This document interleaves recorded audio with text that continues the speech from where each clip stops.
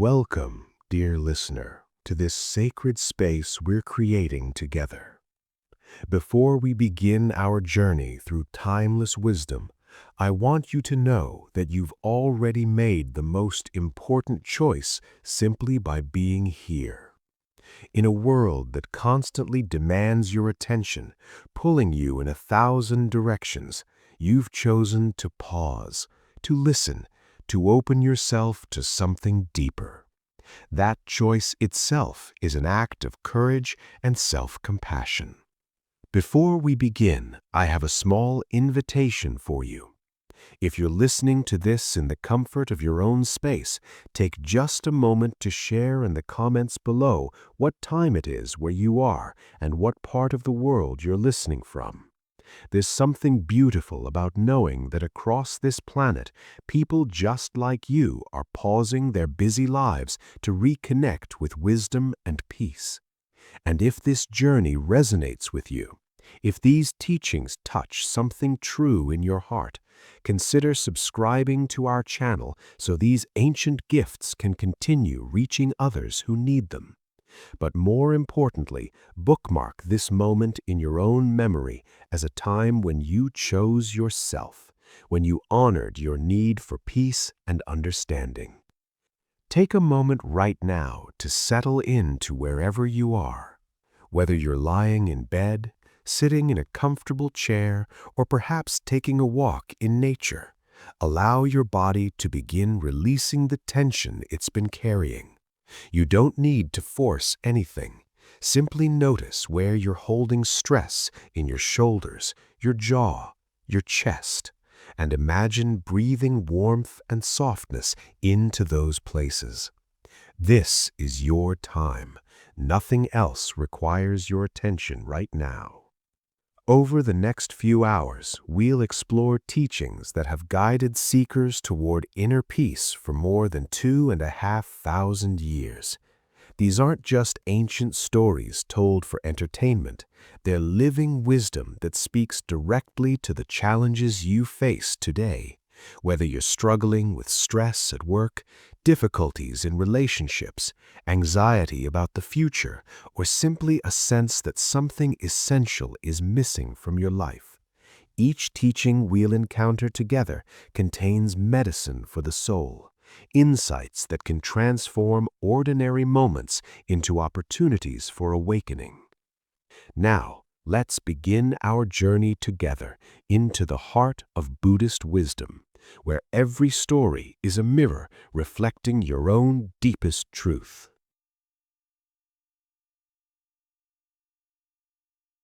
The nature of awakening. There's a question that haunts many sincere seekers, a confusion that can persist for years or even lifetimes. We look at ourselves honestly and see our flaws, our repetitive mistakes, our struggles with anger or fear or doubt. We wonder if we're broken somehow, if we're missing some essential quality that other people seem to possess naturally. This fundamental misunderstanding about our own nature creates more suffering than almost any external circumstance ever could. So before we go any further on this journey together, we need to address the most important question of all. What are you really seeking, and where will you find it? Imagine a monastery hidden deep in mountains so remote that travelers would journey for months just to reach its gates. This particular monastery had a reputation throughout the land as a place where genuine enlightenment could be achieved, where masters of profound wisdom guided sincere students toward complete liberation from suffering. Young seekers would arrive from every direction, each carrying the same desperate hope that within these sacred walls they would finally find what had been eluding them in ordinary life. Among these seekers was a young man whose determination burned with unusual intensity. He had left behind a successful career, a loving family, and every comfort his former life had provided. His sacrifice was complete and genuine. He wasn't playing at spirituality or seeking temporary relief from stress. He wanted the real thing, total enlightenment, permanent freedom from the cycle of dissatisfaction that had colored his entire existence. From the moment he arrived at the monastery, he threw himself into practice with fierce dedication that left other students in awe. Every morning, this young seeker would wake before dawn, often before the wake-up bell had even sounded. While others stumbled sleepily to the meditation hall, he would already be deep in practice, his posture perfect, his concentration intense. Throughout the day, he would volunteer for the hardest work assignments, believing that physical labor would somehow accelerate his spiritual progress. He memorized sutras while others rested, practiced walking meditation while others socialized, and pushed his body and mind to their absolute limits day after day without respite. The other monks began to whisper about his extraordinary commitment. Some admired his discipline and felt inspired to increase their own efforts. Others felt inadequate by comparison, wondering if their more moderate approach indicated a lack of genuine dedication. But a few of the elder monks, those who had been at the monastery for decades, simply watched the young man with a mixture of compassion and concern. They recognized something in his frantic seeking, a pattern they had seen countless times before. Months passed, then years. The young seeker's external behavior remained impressively consistent, but his internal experience was deteriorating rapidly. Instead of finding the peace he sought, he discovered only deeper frustration. Each meditation session seemed to take him further from enlightenment rather than closer. Every teaching he heard pointed toward a freedom he couldn't seem to grasp, no matter how hard he tried. The gap between his idealized image of the awakened being he wanted to become and his actual experience of himself as flawed and struggling grew wider and more painful with each passing day. One afternoon, after a particularly difficult meditation session where his mind had been more scattered and restless than ever, despite his best efforts to concentrate, the young seeker finally reached his breaking point. He sought out the monastery's eldest teacher, a weathered master whose eyes held depths of understanding that couldn't be taught from books. With barely contained desperation, the young man poured his heart to this elder. "Master," he began, his voice shaking with emotion, "I've been here for 3 years now, practicing with every ounce of dedication I possess. I follow every instruction precisely. I never miss a meditation session. I've given up sleep, comfort, even basic pleasures, all in pursuit of enlightenment. Yet I feel further from awakening now than when I first arrived. What am I doing wrong? What more must I sacrifice? How much harder must I try before I finally break through to the peace I'm seeking?" The old master listened with complete attention, his face showing neither judgment nor impatience. When the young man finished speaking, drained and exhausted from his confession, the teacher sat in silence for a long moment. Then he asked a question that seemed to have nothing to do with the young man's concerns. "Tell me," the master said gently, "do you know how to find something that you've lost?" The young seeker looked confused by this apparent change of subject, but answered respectfully, "Well, yes, master. You retrace your steps, looking in all the places where the lost object might be. And what if you search everywhere and cannot find what you're seeking?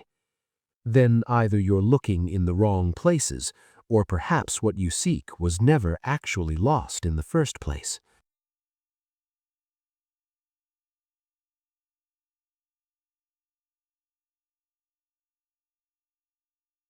The master's eyes lit up with warmth. "Exactly. Now apply that same wisdom to your spiritual search. You've been looking for enlightenment as if it were something you lost and must find. You've been treating awakening as an achievement you must earn through sufficient effort and sacrifice. But what if I told you that what you're seeking was never actually lost? What if the very search itself is the only thing preventing you from recognizing what's already present?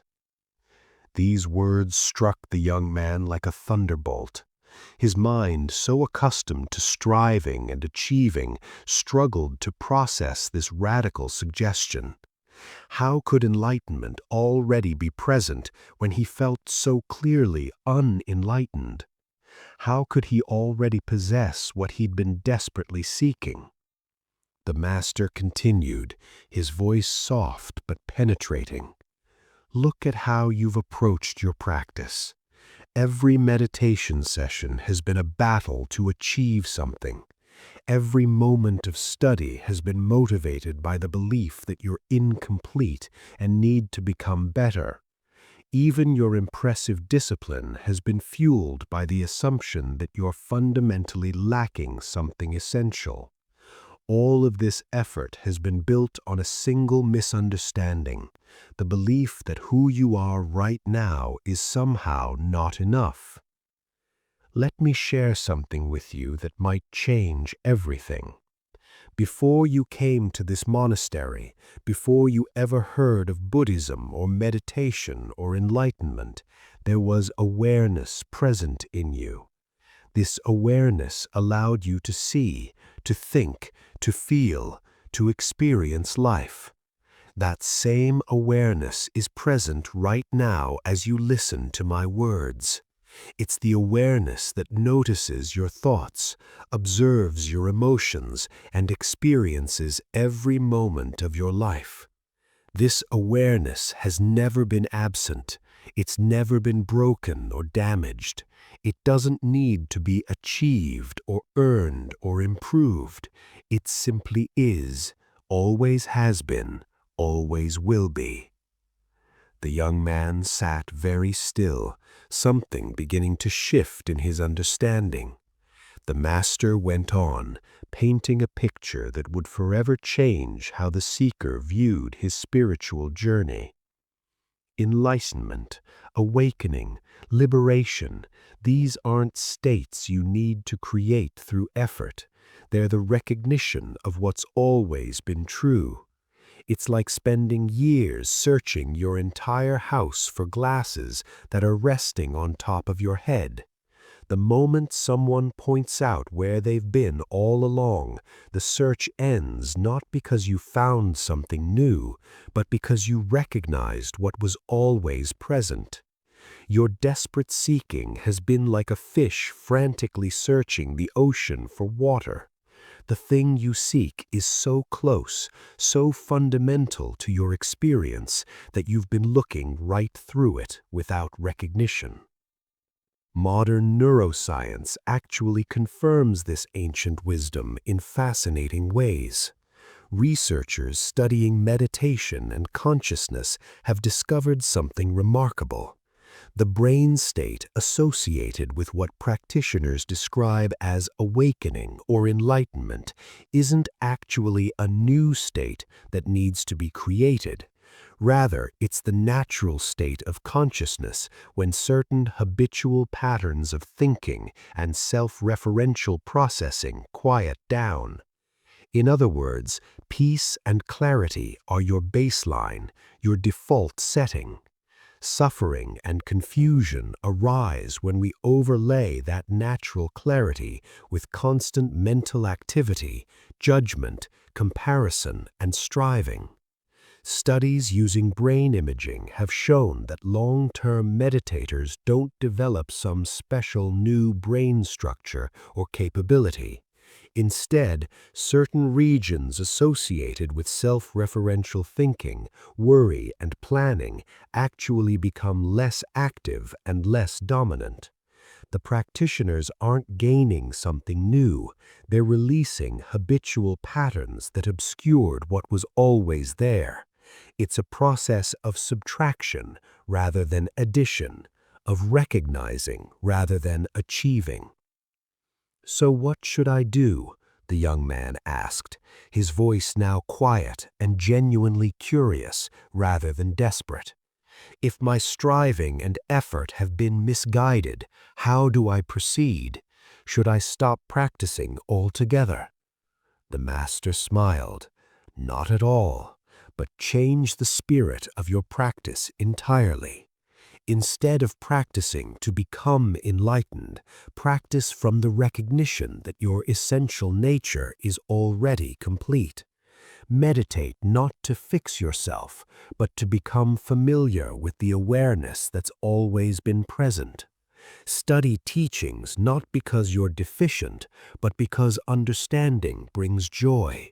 Serve others not to earn spiritual merit, but because compassion is the natural expression of recognized interconnection. Think of it this way. Before, you've been like someone frantically running to a destination, believing happiness exists only in reaching it.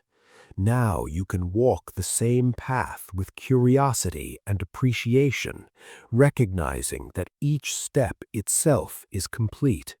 The journey doesn't lead somewhere else. The journey is the destination, experienced differently.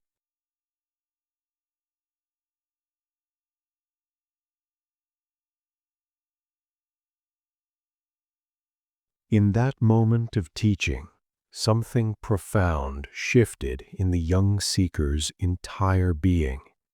It wasn't a dramatic breakthrough or a mystical experience. It was simpler and more fundamental than that. He recognized, perhaps for the first time, that the awareness listening to the Master's words, the consciousness experiencing this moment, was the same awareness that had been present in every moment of his life.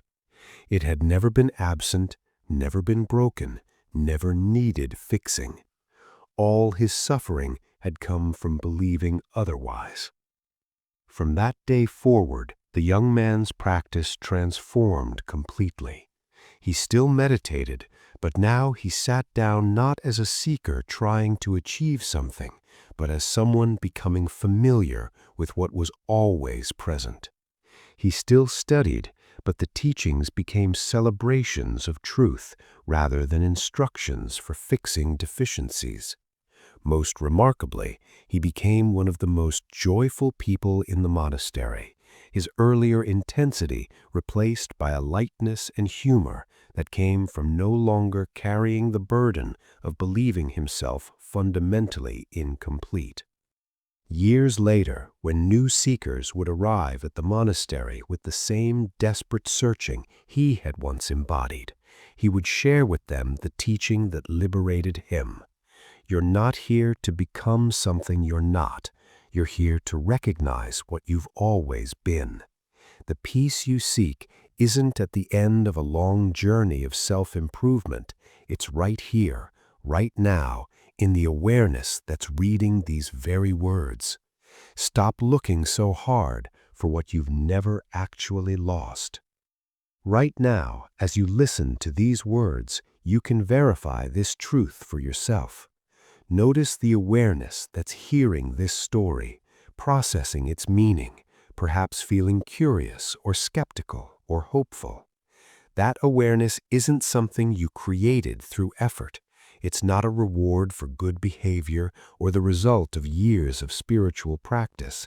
It's simply here, always has been, as natural and fundamental as space itself. This awareness is what you truly are, and it's never been damaged, never been absent, never needed improvement. Here is a practice you can begin right now that will serve you for the rest of your life. Each morning, before you get caught up in the day's activities, spend just 60 seconds being aware of being aware. Don't try to change your experience, improve your state, or achieve anything. Simply notice that there's awareness present, noticing whatever is appearing in this moment. Notice thoughts arising and passing like clouds in sky. Notice sensations in your body, sounds around you, the simple fact of existence itself. This simple recognition, repeated daily, gradually dissolves the fundamental misunderstanding that you're somehow incomplete. The deepest teaching of Buddhism, the one that makes all other teachings possible, is this: what you fundamentally are has never been and could never be damaged or incomplete. Your essential nature is already awake, already free, already at peace. The spiritual journey isn't about becoming someone different. It's about recognizing who and what you've always been beneath all the layers of conditioning, belief, and misidentification.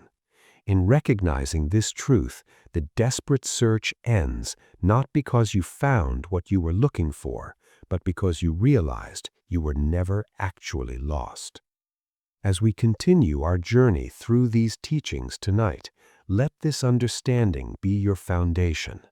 Every story we explore, every principle we discuss, will be pointing back to this simple recognition. You're not listening to these teachings because you're broken and need fixing. You're listening because somewhere in your heart you already know the truth of your own completeness, and these ancient words are simply helping you remember what you've never actually forgotten.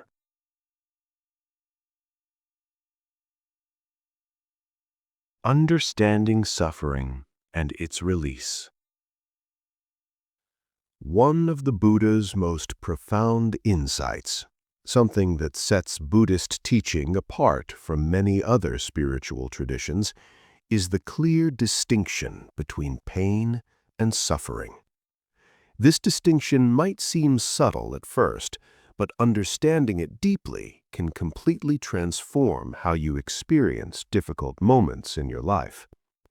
Pain, the Buddha taught, is inevitable. It's part of being alive in a human body, living in a world that doesn't always conform to our preferences. But suffering, the emotional and psychological agony we add on to top of pain, is optional. It's created not by our circumstances, but how we relate to those circumstances. Let me share with you a teaching story that illuminates this crucial distinction in a way that makes it immediately applicable to your own experience. This is a story that has been passed down through generations of Buddhist practitioners because it addresses something every human being struggles with: the tendency to make our difficulties worse through how we think about them. There was once a village farmer, a simple man who worked his land with dedication and lived a modest but contented life. One particularly hot afternoon, as he labored in his fields under the merciless sun, something unfortunate happened. He accidentally struck his foot with the blade of his hoe, creating a deep and painful gash. The physical pain was immediate and intense, bringing tears to his eyes and forcing him to stop working. Now, in this moment of being injured, the farmer faced a choice, though he might not have recognized it as such. This choice would determine not just his immediate experience, but potentially the course of the next several days or even weeks of his life. And it's the same choice each of us faces every single time something painful or unwanted happens in our experience. The first arrow, the Buddha would later teach, is the physical pain itself. The sharp, throbbing sensation in the farmer's foot, the blood flowing from the wound, the immediate neurological response his body had to being injured. This first arrow is not optional. If you're alive and something painful happens to your body, you will feel pain. The nerves will fire, the brain will register distress, and you will have an unpleasant sensory experience. There's no avoiding this first arrow. It's simply part of being a conscious being in a vulnerable physical form. But watch carefully what happened next, because this is where the farmer's real suffering began. As he sat on the ground, clutching his injured foot, his mind immediately began generating additional pain through a stream of thoughts and emotional reactions. "How could I be so careless?" he thought angrily. "I've been doing this work for 30 years, and I still make stupid mistakes like this." That was the second arrow, self-judgment and harsh criticism, adding emotional pain on top of the physical pain. Then came the third arrow. Now I won't be able to finish plowing this field today. The planting will be delayed, and if I miss the optimal planting window, the harvest might be reduced, and then we might not have enough food stored for winter. Notice how his mind had jumped from a present moment injury to a catastrophic future scenario of his family going hungry. This anxious projection into the future created an emotional suffering far more intense than the physical pain in his foot. The fourth arrow came quickly after. My neighbor will probably see that my field isn't being worked and think I'm lazy or incompetent. What will people in the village say when they hear about this accident? They'll probably think I'm too old to farm effectively. Now he was suffering from imagined judgments that existed only in his mind, worrying about damage to his reputation that hadn't actually occurred. The fifth arrow was resentment. Why did this have to happen to me? His mind complained. Other farmers seem to work without injuring themselves. This isn't fair. I work so hard and try to be careful, and still I get hurt.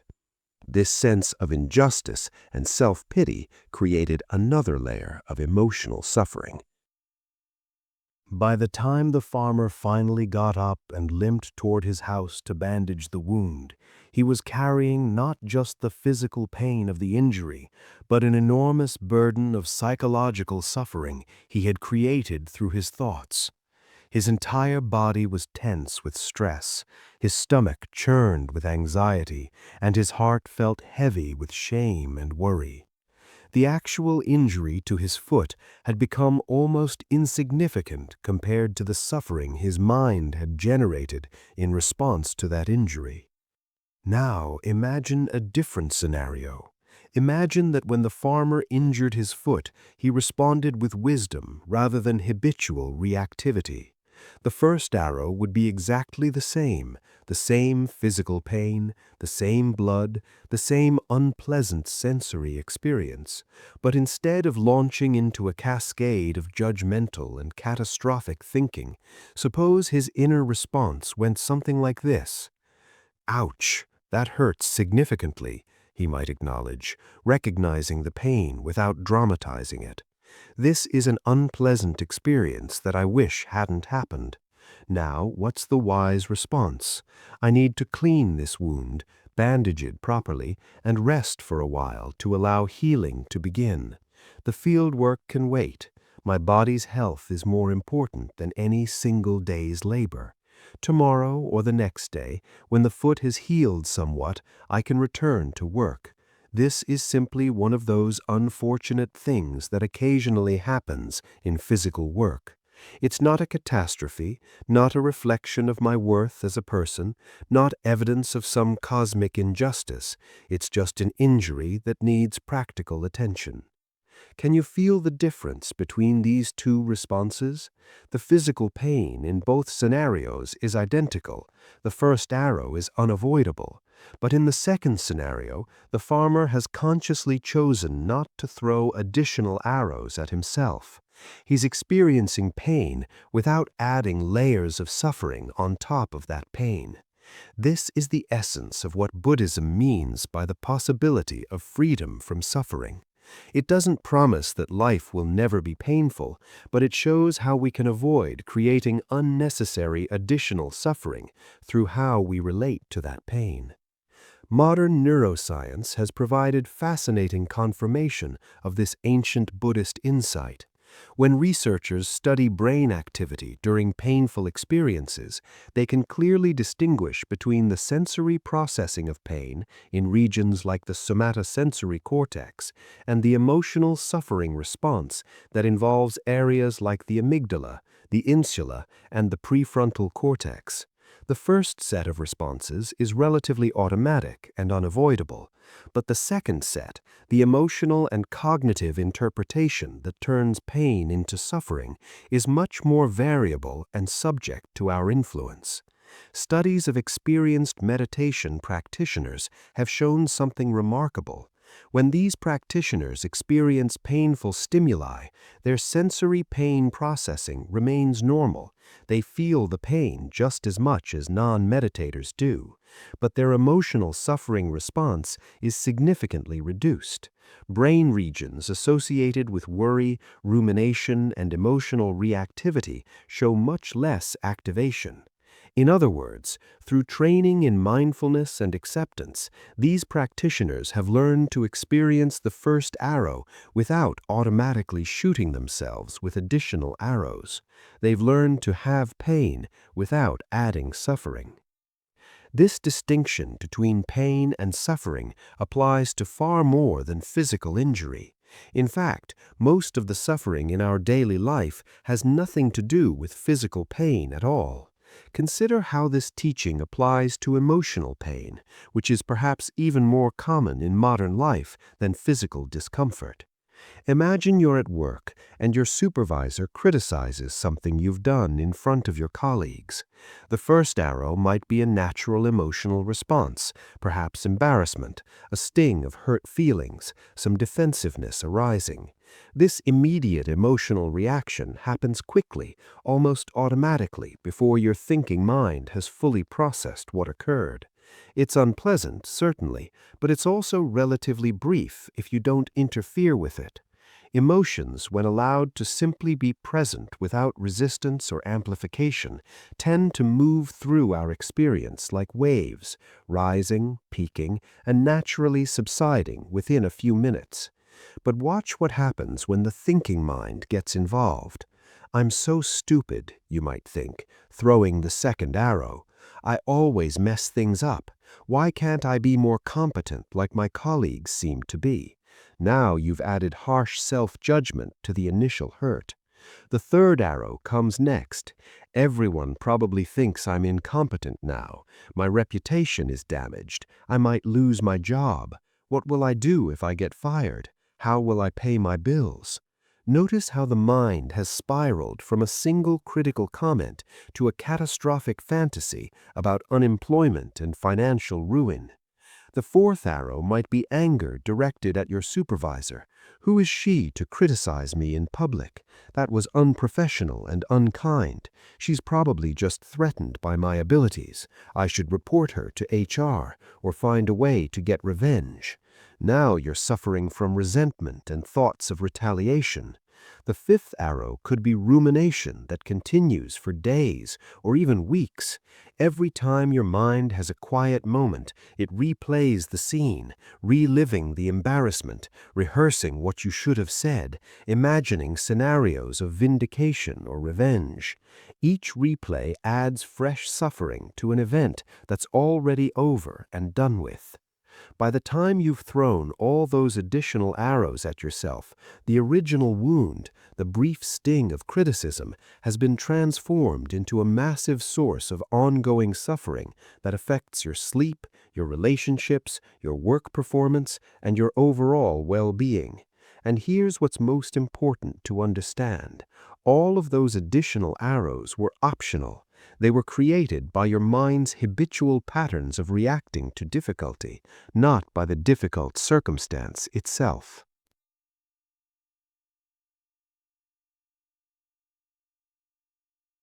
The Buddha's teaching doesn't ask you to never feel hurt when criticized, never feel sad when you lose something you value, or never feel frustrated when circumstances don't go your way.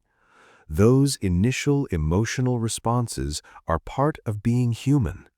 What the teaching offers is freedom from the multiplication of suffering that happens when we resist, judge, catastrophize, and ruminate about those natural feelings. We can learn to let the first arrow be just what it is, an unpleasant but temporary experience, without throwing additional arrows that create ongoing suffering. Right now, as you listen to these words, you can probably identify places in your own life where you're throwing second, third, fourth arrows at yourself over some first arrow that might have been relatively minor. Perhaps you made a mistake at work and you're still berating yourself days or weeks later. Maybe someone said something unkind, and you keep replaying it in your mind, adding fresh hurt with each replay. Or possibly you're worried about something that might happen in the future, shooting arrows of anxiety at yourself over an event that hasn't occurred and may never occur. Here's a powerful practice that can begin transforming your relationship with difficulty immediately. The next time something painful or unwanted happens, whether it's physical pain, emotional hurt, or simple frustration, pause and ask yourself a crucial question. What's the first arrow here? The actual painful experience itself? And what are the additional arrows I'm throwing at myself through my thoughts about this experience? This simple act of distinction begins to create space between the inevitable pains of life and the optional suffering we add through our mental habits. Once you've identified the additional arrows, you can make a conscious choice about whether to keep throwing them or to set them down.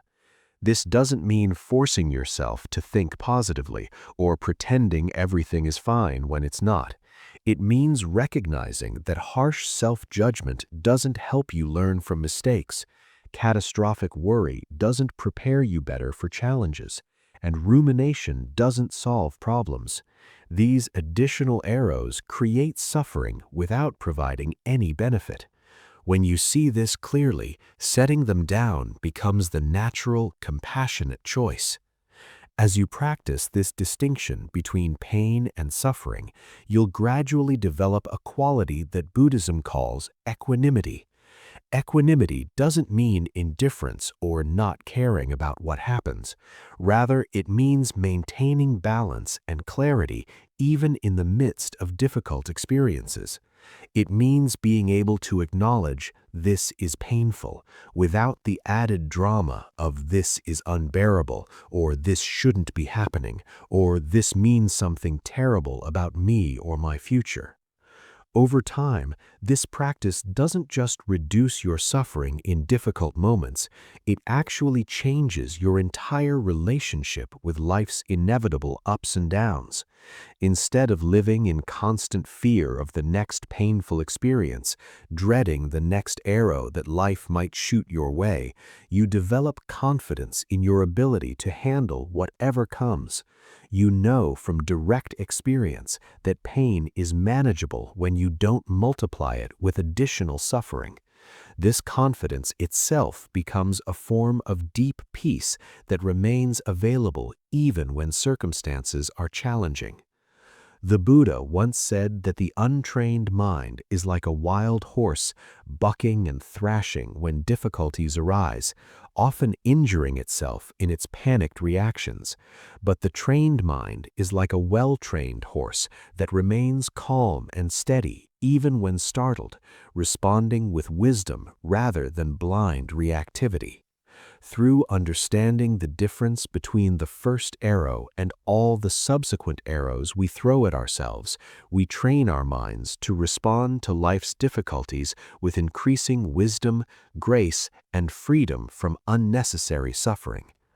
Tonight, as you rest in the gentle rhythm of your breathing, consider this profound teaching. The pains and difficulties of life will come, this is certain, but the suffering we experience in response to those difficulties is largely up to us. In recognizing this truth, we reclaim an enormous amount of power over our own well-being.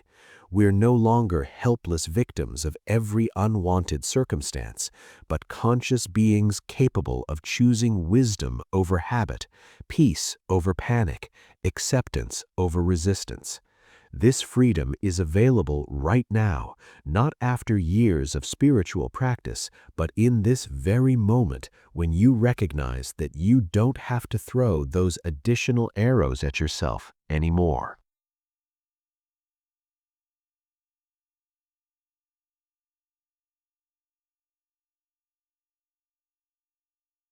The practice of letting go. If you were to identify the single most common source of human suffering, what would it be? After thousands of hours working with people from every background imaginable, after exploring my own heart's darkest corners, I've come to believe that most of our suffering comes from a surprisingly simple source: our desperate grip on things we can't control. We cling to relationships that are changing, jobs that are ending, youth that is fading, ideas about how life should be that reality refuses to cooperate with. And in that clinging, in that tight-fisted refusal to accept the flowing nature of existence, we create an enormous amount of unnecessary pain. The practice of letting go is often misunderstood. People hear those words and imagine it means not caring about anything, becoming indifferent or detached in an unfeeling way, giving up on dreams and ambitions, or passively accepting harmful situations without working to change them. But genuine letting go, as Buddhism understands it, is something quite different and infinitely more liberating. Let me share with you a story that illustrates what letting go really means and why it might be the most important skill you ever develop. This isn't an ancient story from Buddhist texts, but one I'm offering to illuminate this essential teaching in a fresh way.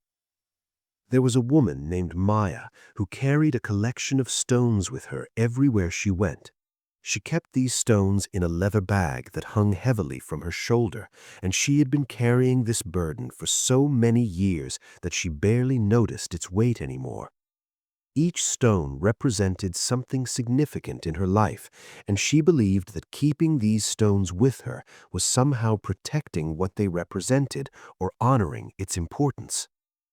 The first stone was large and jagged, gray as storm clouds. This was the stone of her childhood wound, a memory of being humiliated in front of her classmates when she was 8 years old. The incident had lasted perhaps 5 minutes, but she had been carrying this stone for 30 years. Every time she faced a social situation, she would unconsciously grip this stone, remembering that ancient shame, protecting herself against a repetition of that long-ago hurt. The stone's sharp edges had worn grooves into her shoulder, creating a constant dull ache she had learned to ignore. The second stone was smooth and dark, polished by years of handling. This was the stone of a relationship that had ended badly a decade ago. She had loved deeply, been betrayed painfully, and had vowed never to be hurt that way again. She carried this stone as a reminder to guard her heart, to never become too vulnerable, to always maintain protective distance even from people who genuinely cared for her. The weight of this stone made it difficult for new connections to develop as her shoulder sagged under its burden, signaling to others that she wasn't truly available for intimacy. The third stone was angular and cold, with sharp points that occasionally drew blood. This was the stone of resentment toward a family member who had wronged her years ago. She replayed the offense regularly in her mind, each replay adding weight to the stone. "I'll forgive when they apologize properly," she told herself, not recognizing that she was the only one still suffering from carrying this burden. The family member had long since moved on with their life, occasionally wondering why Maya remained so distant while she continued bleeding from the wounds this stone inflicted. There were dozens more stones in her bag. The stone of the promotion she didn't get, still causing bitterness 5 years later. The stone of her body not looking the way she wished it did, creating constant self-criticism. The stone of her father's impossible expectations, which she had internalized so completely that she now judged herself through his harsh voice, even though he had passed away years ago. The stone of perfectionism, demanding flawlessness in everything and creating paralyzing anxiety. Each stone had its own story, its own reason for being carried, and each added its weight to the increasingly unbearable load. Maya's shoulders slumped under this burden, her neck ached constantly, her back developed chronic pain. She moved slowly and carefully as someone carrying a heavy load must. Other people noticed her heaviness, the way she seemed weighed down by invisible pressures, but they couldn't see the bag of stones she carried everywhere. She had become so identified with this burden that she couldn't imagine herself without it. This is just who I am, she thought. Some people are naturally lighter, happier, more free. I'm not one of those people. One day, Maya's path crossed with a teacher of wisdom, someone who had spent years studying the human heart and its patterns of suffering. This teacher took one look at Maya and saw immediately what she was carrying, not with physical eyes, but with the perception that comes from deep understanding. "My friend," the teacher said gently, "you seem to be carrying a great weight. May I ask what's in your bag?" For the first time in years, Maya actually looked at her bag of stones. "These are important things," she explained, starting to unpack them one by one. "This stone represents a hurt I experienced. This one is a grudge I'm holding. This one is a fear that protects me. This one is a regret that reminds me not to make the same mistake again. Each stone serves a purpose, keeps me safe, helps me remember, honors what I've been through." The teacher listened with infinite patience and compassion as Maya described each stone. When she finished, the teacher asked a simple question that would change everything. "And how is carrying these stones working for you? Are you happier because you carry them? Are you more free, more alive, more capable of loving and being loved? Has the weight of these stones brought you peace?" Maya opened her mouth to defend her stones, to explain why each one was necessary, but the words caught in her throat, because the truth, when she allowed herself to acknowledge it, was devastating. Carrying these stones had not protected her. It had not healed her wounds or prevented new ones. It had not made her stronger or wiser. It had simply made her tired, chronically exhausted by a burden she had convinced herself was necessary. "What you call protection," the teacher said softly, "is actually prison. What you call honoring the past is actually being trapped by it. What you call remembering lessons is actually refusing to move forward. These stones aren't keeping you safe. They're keeping you small, limited, unable to fully experience the life that's trying to happen all around you." "But if I put down these stones," Maya protested, fear rising in her chest, "won't I be vulnerable? Won't I forget important lessons? Won't I dishonor what I've been through? These stones are part of who I am. Without them, who would I be?" The teacher's eyes held infinite gentleness as they replied, "That's precisely the question worth exploring. Who are you without these stones? Not weaker as you fear, but lighter. Not forgetful, but free. Not dishonoring your past, but no longer imprisoned by it. The lessons your experiences taught you live in your wisdom, not in these heavy stones. You can release the burden while retaining the understanding." "Let me ask you something," the teacher continued. "When you were a child, before you started collecting these stones, before life taught you to grip so tightly to pain and fear, what was that like? Do you remember a time when you moved through the world with more ease, more openness, more simple presence?" Maya closed her eyes, reaching back to memories she had almost forgotten.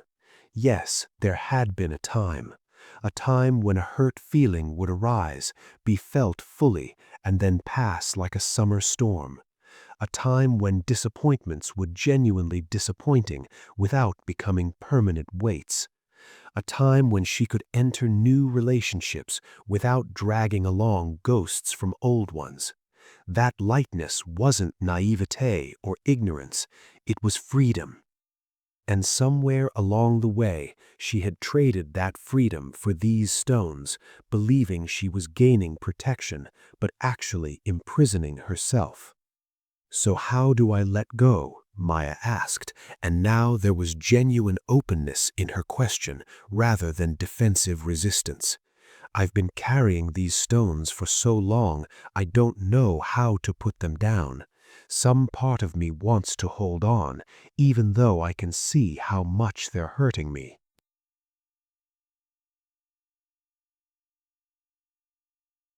The teacher smiled. Letting go is not a single dramatic act, but a practice, a choice made again and again, moment by moment. It begins with recognition, truly seeing and acknowledging the burden you're carrying. You've just taken that first step. The next step is understanding that letting go doesn't mean forgetting or condoning what happened. It means releasing your grip on the pain associated with those memories. "Here's what I want you to try," the teacher suggested. "Each day, take out one stone, hold it in your hand, and acknowledge what it represents. Thank it for trying to protect or teach you. Then ask yourself honestly, is carrying this particular stone making my life better right now? Not, did the experience this stone represent teach me something valuable, but is carrying this actual stone, this ongoing burden, serving me today? If the answer is no, give yourself permission to set it down, not of weakness, but out of self-compassion." Maya reached into her bag and pulled out the stone of that childhood humiliation, the one she'd been carrying for 30 years. She held it in her palm, feeling its familiar weight. "You've been with me a long time," she whispered to it. "You taught me that some people can be cruel, that public vulnerability can hurt. I learned that lesson, but carrying you hasn't prevented other social hurts. It's just made me more afraid of connection. I think it's time to let you go." She walked to a nearby stream and placed the stone gently in the flowing water. As she watched it settle among river rocks that had always been there, worn smooth by time and current, something extraordinary happened. Instead of feeling vulnerable without this stone's protection, she felt lighter. Her shoulder, so long accustomed to its weight, felt strange in its new freedom, but not bad, not weak, just different, more spacious. Over the following weeks and months, Maya worked through her bag of stones one by one. Some were easier to release than others. The stone of an old grudge dropped almost eagerly once she recognized that the only person it was hurting was herself. The stone of perfectionism took longer, as she had deeply identified with its demands, believing they made her better rather than seeing how they paralyzed her. But gradually, with patience and self-compassion, she lightened her load. Modern psychology has a name for what Maya was doing: cognitive restructuring and emotional processing. But Buddhism has been teaching this for millennia. Research shows that rumination, the mental equivalent of carrying stones, actually strengthens neural pathways associated with negative emotions. Each time we replay a hurt, we reinforce the neural connections that generate suffering. Conversely, practices of letting go, forgiveness, and acceptance create new neural pathways associated with peace and well-being. Neuroscientists can now observe that people who practice letting go show decreased activity in the amygdala, the brain's fear and threat center, and increased activity in the prefrontal cortex associated with wise decision-making and emotional regulation. The brain literally rewires itself toward peace when we release our grip on old pain. What Buddhism called liberation, neuroscience now recognizes as neural plasticity, the brain's capacity to form new, healthier patterns. Now, it's essential to understand what letting go is not, because this is where many people become confused or resistant to this teaching. Letting go does not mean remaining in harmful situations or allowing others to treat you badly without setting boundaries. Maya wasn't telling people they could humiliate her without consequences. Rather, she was releasing her identification with a hurt from 30 years ago that was no longer actively happening. She could still protect herself from present moment harm while releasing the grip on past wounds.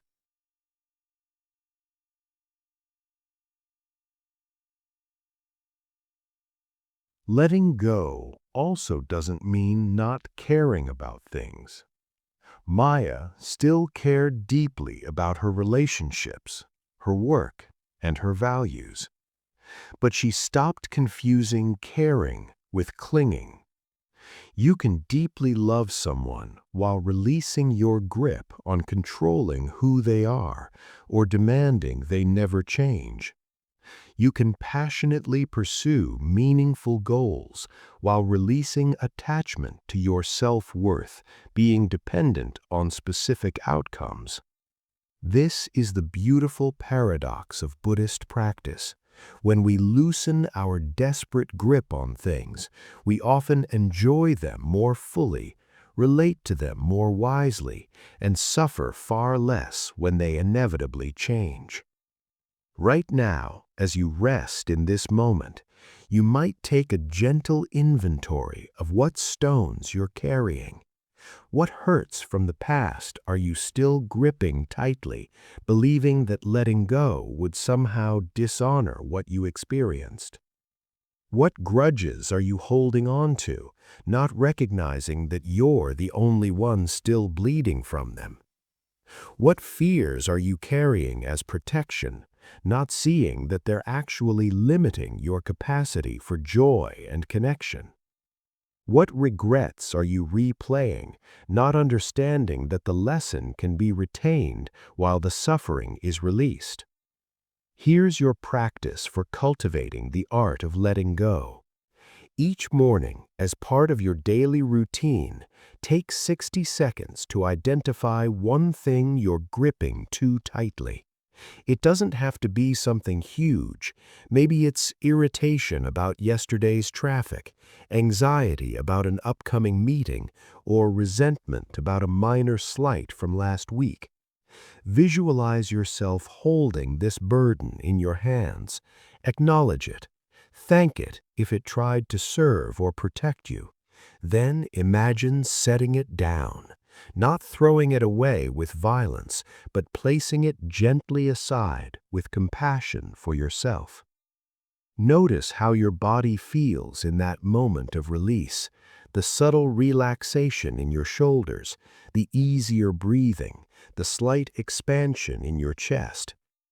As you practice this daily release of small burdens, you'll develop the skill and confidence to let go of larger ones. You'll discover that letting go is not a loss but a gain, not weakness but strength, not forgetting but freedom. The life you've been seeking, the peace you've been pursuing, often lies not in acquiring something new, but in releasing what you've been unnecessarily carrying. Tonight, as you move towards sleep, or simply rest in this moment, consider what it would feel like to truly travel light through life. to respond to each new situation free from the weight of old stones, to meet each person without ghosts from past relationships shadowing the encounter, to embrace change rather than resisting it with desperate clinging. This lightness is your birthright. This freedom is available right now. All it requires is the courage to loosen your grip on what you've been carrying and trust that you'll be okay, perhaps better than okay, without those familiar burdens. Wisdom of impermanence. There's a kind of suffering that might be the most universal human experience, more common than physical pain, more persistent than acute grief. It's the quiet ache that comes from wanting things to stay the same when everything, absolutely everything, is designed to change. We fall in love and want that intoxicating feeling to last forever, but it evolves into something different, perhaps deeper, but definitely different. We experience a perfect day and want to freeze it in time, but tomorrow arrives with its own weather. We watch our children's delightful childhood phases and mourn even before they end, knowing they'll grow into something else. This resistance to impermanence, this desperate wish to stop the river of time, creates an undercurrent of anxiety and sadness that colors so much of human experience. Buddhism offers a radical teaching about impermanence, one that seems counterintuitive at first, but becomes deeply liberating when truly understood. Instead of seeing change as the enemy of happiness, the teachings suggest that impermanence is actually the condition that makes joy, growth, and liberation possible. If things never changed, you'd be stuck forever in whatever state you currently inhabit.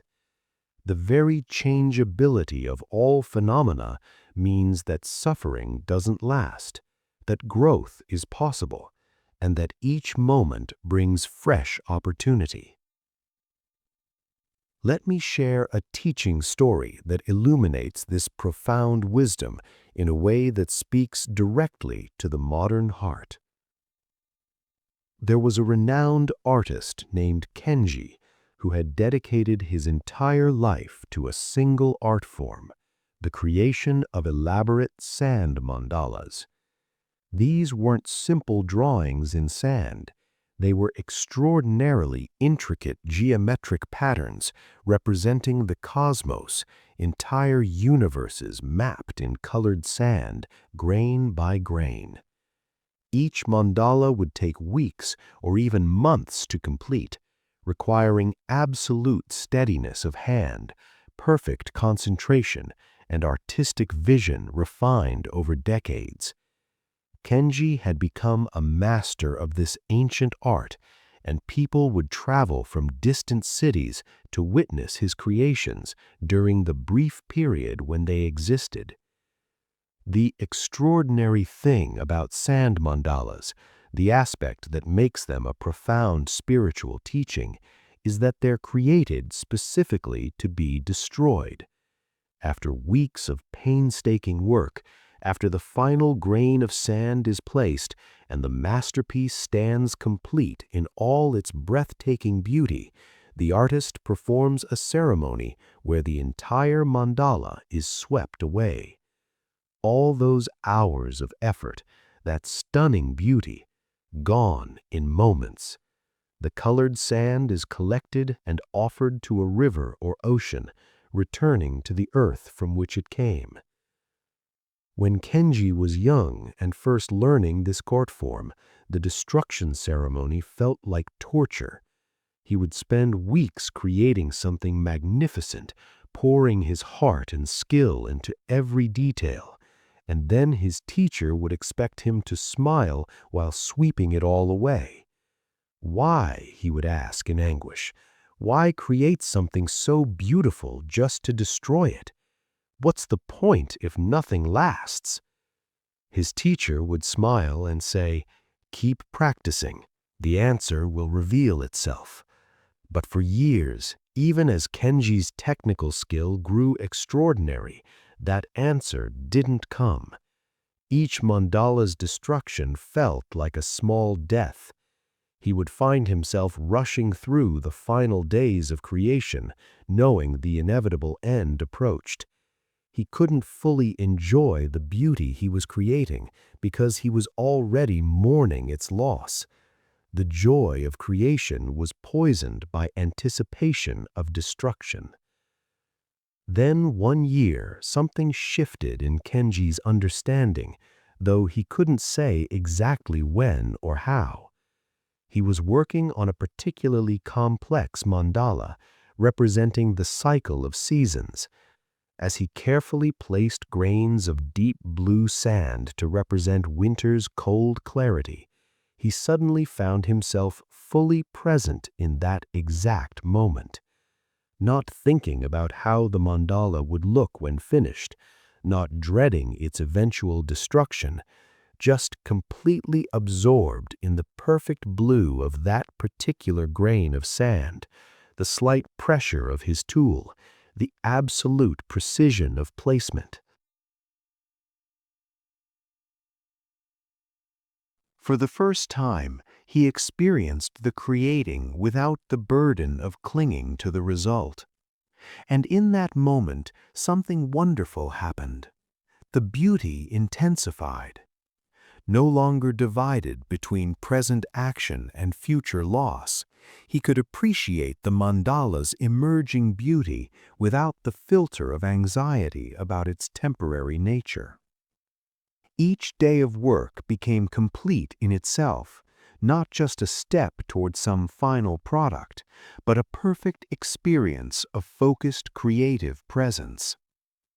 When that mandala was finally complete, Kenji stood back and looked at what he had created with different eyes than before. Yes, it was beautiful.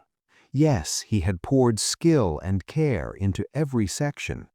But he no longer felt like the beauty resided only in the finished product.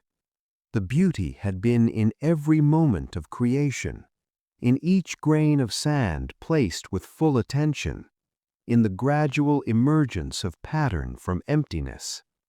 The finished mandala was certainly stunning, but it wasn't more valuable than the process that had created it. So, when the time came for the destruction ceremony, Kenji approached it with a transformed heart. As he began to sweep the colored sand into a collection vessel, he didn't feel the familiar grief and resistance. Instead, he felt something close to joy. Because in that moment of conscious destruction, he was fully present to another aspect of beauty, the beauty of release, of return, of completion. The mandala had served its purpose. It had been created with love, witnessed with appreciation, and now it would return to elemental form, ready to become something else. As he poured the mixed sand into the flowing river, watching colors swirl and separate and finally disappear into the water's constant motion, Kenji had a profound realization. The mandala had never really been destroyed. Form had simply changed into formlessness, which would eventually become form again in some new way. The same grains of sand that had been part of his cosmic diagram were now part of the river, would eventually settle on the river bottom, might be picked up by a bird to build a nest, could be eroded further by water and become part of soil where plants would grow. Nothing was lost. Everything was transformation. And more importantly, he realized that the mandala's purpose had never been to last forever. Its purpose was to teach impermanence, to demonstrate that beauty doesn't require permanence, that value isn't measured by duration, and that the willingness to let go is actually what allows us to fully appreciate what we have while we have it.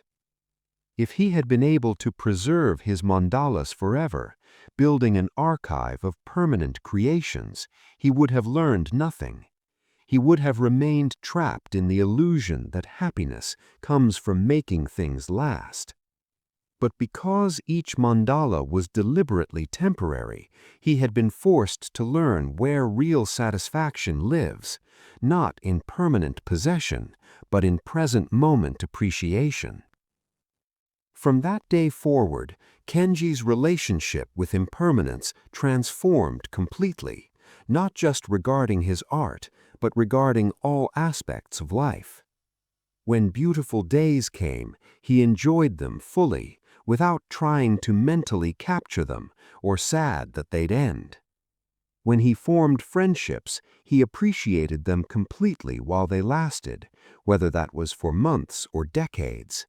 When his own body began showing signs of aging, he watched with curiosity rather than terror, understanding that this too was transformation rather than loss. Modern science beautifully confirms this ancient Buddhist teaching about impermanence. At the quantum level, physicists have discovered that what we perceive as solid, permanent objects are actually patterns of energy in constant fluctuation. The atoms that make up your body are not the same atoms that made up your body 7 years ago. You're literally a different physical being than you were in the past, a continuous process of replacement and renewal, rather than a static thing that persists unchanged through time. Neuroscience reveals that even your brain, the organ that creates your sense of continuous self, is in constant flux. Neural connections are forming and dissolving continuously based on your experiences, thoughts, and actions. The personality you think of as your permanent self is actually a dynamic process, more like a river than a rock. This scientific understanding confirms what Buddha taught. There is no fixed permanent self, only a continuous process of change that we label with a name and mistake for something solid and unchanging. The teaching of impermanence has profound practical applications for reducing suffering in daily life. Consider how much anxiety comes from trying to keep things from changing. Parents suffer tremendously watching their children grow up, wanting to freeze them at whatever adorable age they currently are. But in that resistance to natural development, they miss the beauty of who their children are becoming. They sacrifice present joy for mourning a change that hasn't even happened yet. Or think about relationships. So much relationship suffering comes from demanding that our partner remain exactly as they were when we fell in love, that the feeling of new relationship intensity continue unchanged, that circumstances stay stable forever. But humans are processes, not products. Everyone grows, changes, evolves. When we resist this natural development, when we cling to who someone was rather than discovering who they're becoming, we create enormous friction and suffering for both people. The same principle applies to our own self-development. How many people are trapped in old identities that no longer serve them, afraid to change because they've built their entire sense of self around being a certain way? I'm not good at math, someone decided in 3rd grade, and 40 years later they still avoid numbers, imprisoned by an identity that was based on a temporary skill level decades ago. I'm shy, another person decided in adolescence, and now they deny themselves connections and experiences, not recognizing that shyness is a temporary state, not a permanent truth. Here's the liberating paradox that Kenji discovered.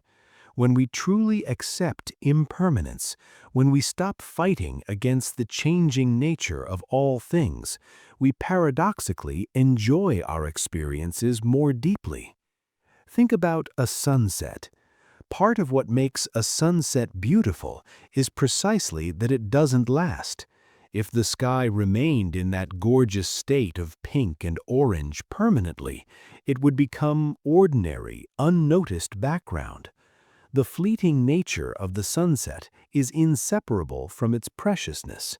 We gather to watch specifically because we know this particular display of light and color will exist for only minutes before transforming into something else. The same is true for every cherished experience in your life.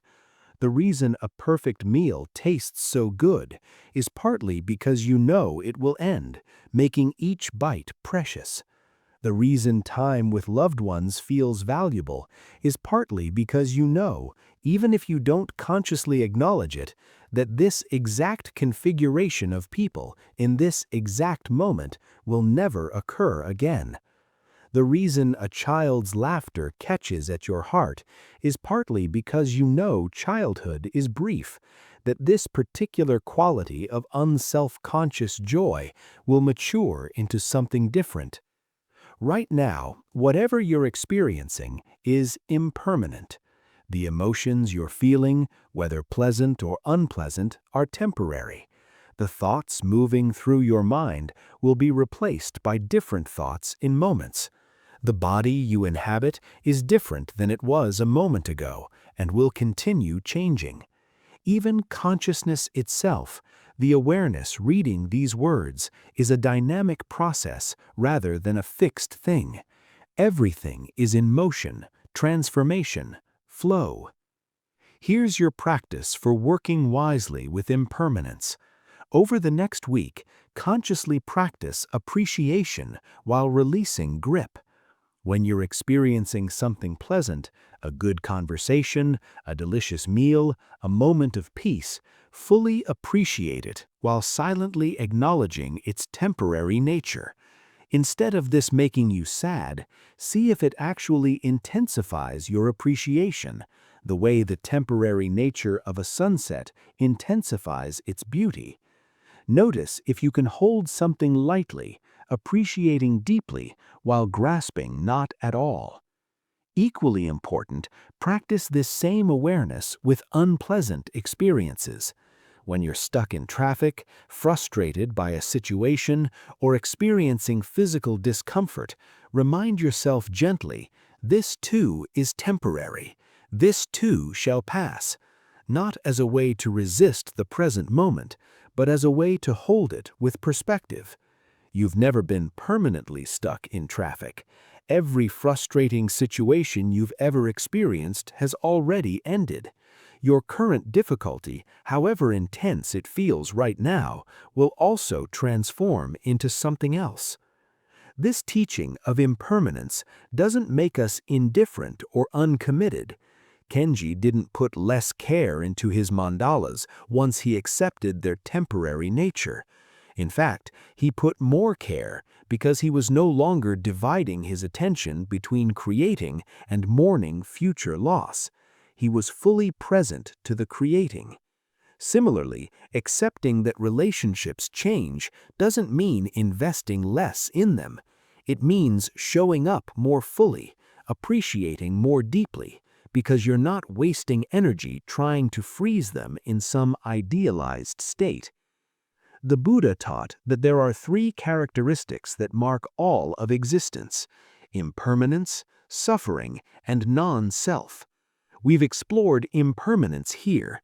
The teaching on suffering suggests that clinging to what's impermanent creates pain, while accepting change brings peace.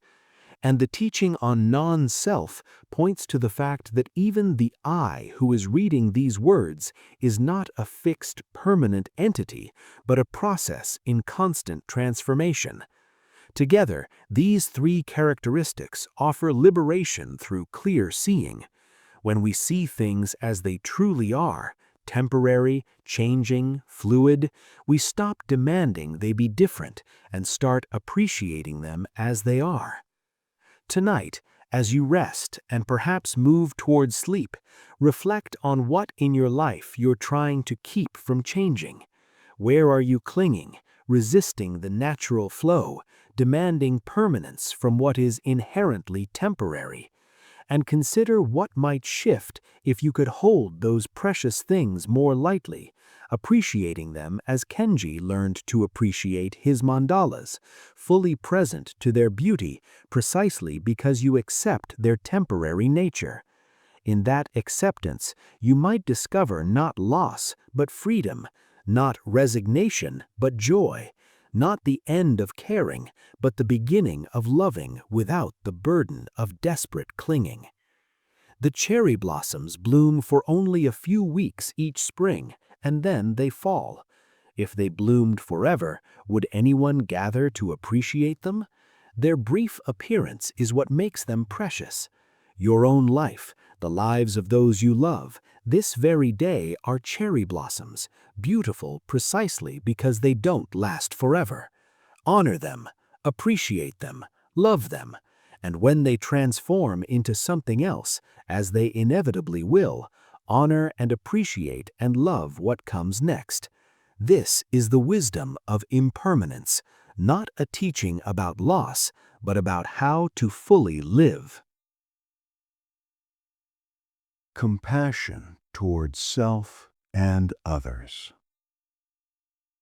If I were to ask you right now, how do you talk to yourself in your own mind? What would you notice? For most people, the answer is sobering and often shocking when they truly pay attention.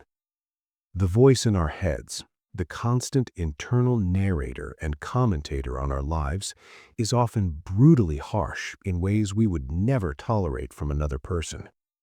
We call ourselves stupid for simple mistakes. We criticize our appearance with words we'd consider cruel abuse if directed at someone we loved.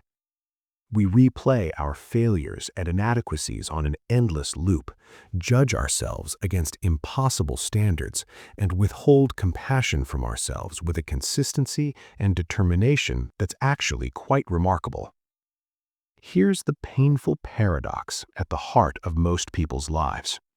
We desperately want to receive love, acceptance, and compassion from others, while simultaneously denying ourselves those very qualities in our relationship with ourselves. We want others to see our goodness despite our flaws, while we focus exclusively on our flaws and ignore our goodness. We want patience and understanding from the world, while showing neither patience nor understanding toward our own struggles. And then we wonder why we feel so fundamentally unsatisfied, even when external circumstances are relatively good. Buddhist teachings on compassion begin with a radical premise. You cannot genuinely offer to others what you don't provide to yourself. This doesn't mean becoming self-absorbed or ignoring others' needs. It means recognizing that self-hatred cannot be the foundation for love, that self-judgment cannot generate genuine acceptance of others, and that refusing your self-compassion doesn't somehow make you more compassionate toward the world. In fact, the opposite is true. The relationship you have with yourself sets the template for all other relationships in your life. Let me share a teaching story that illuminates this often misunderstood principle. There was a healer named Aiko who was known throughout her province for the compassionate care she showed to patients suffering from every kind of ailment. People would travel for days to receive her treatment, not just because of her medical skill, but because of something intangible she offered, a quality of presence and genuine care that made people feel truly seen and valued. In her clinic, the wealthy merchant received the same quality of attention as the poor beggar. The compliant patient who followed instructions perfectly was treated with the same respect as the difficult patient who constantly questioned her judgment. Aiko's reputation for compassion became so widespread that eventually the emperor himself heard of her and summoned her to the palace. His daughter had fallen ill with a mysterious condition that the palace physicians couldn't cure, and he hoped this healer, with her unusual gifts, might succeed where others had failed. Aiko made the long journey to the capital, bringing with her the herbs and tools of her trade. When she arrived at the palace and was shown to the princess's chambers, Aiko was shocked by what she encountered. The young woman lying in the elaborate bed looked exactly like Aiko herself had looked 15 years earlier, when she too had been mysteriously, chronically ill. The same pale complexion, the same dark circles under her eyes, the same quality of exhaustion that went deeper than mere physical tiredness. Looking at the princess was like looking into a mirror that reflected the past. As Aiko began her examination, asking gentle questions and observing carefully, a disturbing recognition dawned. The princess wasn't suffering from a physical disease at all. She was suffering from the same condition that had nearly destroyed Aiko years ago, the inability to show herself any kindness or compassion. Through conversation, Aiko learned that the princess, despite her privileged position, lived under crushing pressure to be perfect. She judged herself harshly for the slightest mistake. She denied herself rest even when exhausted, food when hungry, and joy when opportunities for pleasure appeared, because she believed she didn't deserve comfort until she had earned it through flawless performance. "Your Highness," Aiko said gently after her assessment was complete, "I can prepare medicines that will help your symptoms somewhat, but the real cure for your condition doesn't come from herbs. It comes from learning something essential that you've never been taught." The princess looked at her with desperate hope. "I'll do anything. Tell me what I need to learn, and I'll study day and night to master it." Aiko smiled sadly, recognizing that same driven intensity she once embodied. That's precisely the problem. You approach everything, even healing, as another task to master perfectly. What you need to learn cannot be achieved through more striving and effort. You need to learn how to receive compassion, starting with compassion from yourself. The princess looked confused. "But I'm already compassionate.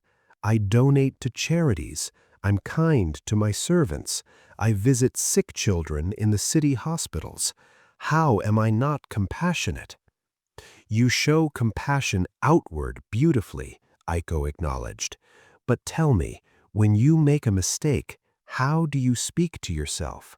When your body shows signs of tiredness, how do you respond? When you feel sadness or fear or doubt, how do you treat those emotions within yourself?" The princess fell silent, suddenly seeing something she had never examined before. The truth was, she was ruthlessly harsh with herself. Every mistake triggered a flood of self-criticism. When her body signaled need for rest, she pushed harder, believing rest was weakness. When difficult emotions arose, she suppressed them, judging herself as deficient for feeling anything other than gracious contentment. The compassion she showed so generously to others, she completely withheld from herself. "Why is this making me ill?" the princess asked. "What does self-kindness have to do with physical health?" Aiko sat beside the bed and began explaining from her own hard-won understanding.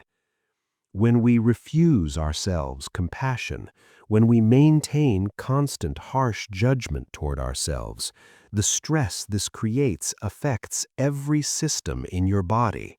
Your nervous system remains in a state of chronic activation, as if you're always under threat, because you are from your own critical mind.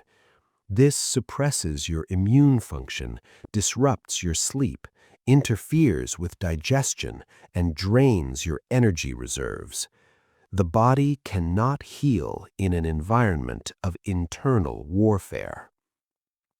Modern research has confirmed exactly what Aiko intuitively understood. Studies in psychoneuroimmunology, the science of how mental states affect physical health, show that chronic self-criticism activates the same threat response systems as external danger. When you harshly judge yourself, your amygdala perceives this as an attack, triggering stress hormone release, inflammatory responses, and a cascade of physiological reactions that, when chronic, contribute to a stunning array of health problems, including autoimmune conditions, chronic pain, digestive disorders, and persistent fatigue. Conversely, research on self-compassion by psychologists like Kristen Neff has demonstrated that people who treat themselves with kindness show measurably better immune function, faster recovery from illness and injury, better sleep quality, and greater resilience to stress. Self-compassion isn't just nice or pleasant, it's physiologically beneficial in ways that are scientifically measurable. But won't self-compassion make me weak or lazy? The princess asked, voicing a concern that many people share. Don't I need to be hard on myself to maintain discipline and keep striving for excellence? Aiko shook her head. That's the tragic misunderstanding our culture teaches. Actually, research shows that people who practice self-compassion are more motivated, not less. They're more likely to persist after failures, more willing to try challenging new things, and greater resilience in the face of difficulty. Why? Because self-compassion provides a secure base from which to take risks. When you know you won't brutalize yourself for failing, you're more willing to try. But when failure means facing your own harsh judgment, you become cautious, avoidant, and paralyzed by fear of mistakes. She continued, drawing from her own transformation. I was like you once, driving myself mercilessly toward some imagined perfection, believing that my harsh self-judgment was necessary for growth. But I didn't grow. I became smaller, more afraid, more limited. My world contracted until I could barely function. It was only when I learned to treat myself with the same kindness I naturally felt towards others, only when I became my own compassionate friend rather than my own harsh judge, that genuine growth was possible.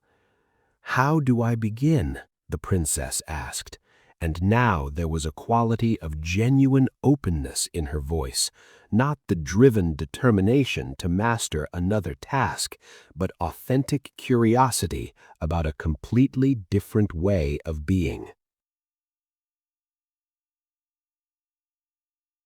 Aiko taught the princess a practice that would transform not just her health, but her entire life.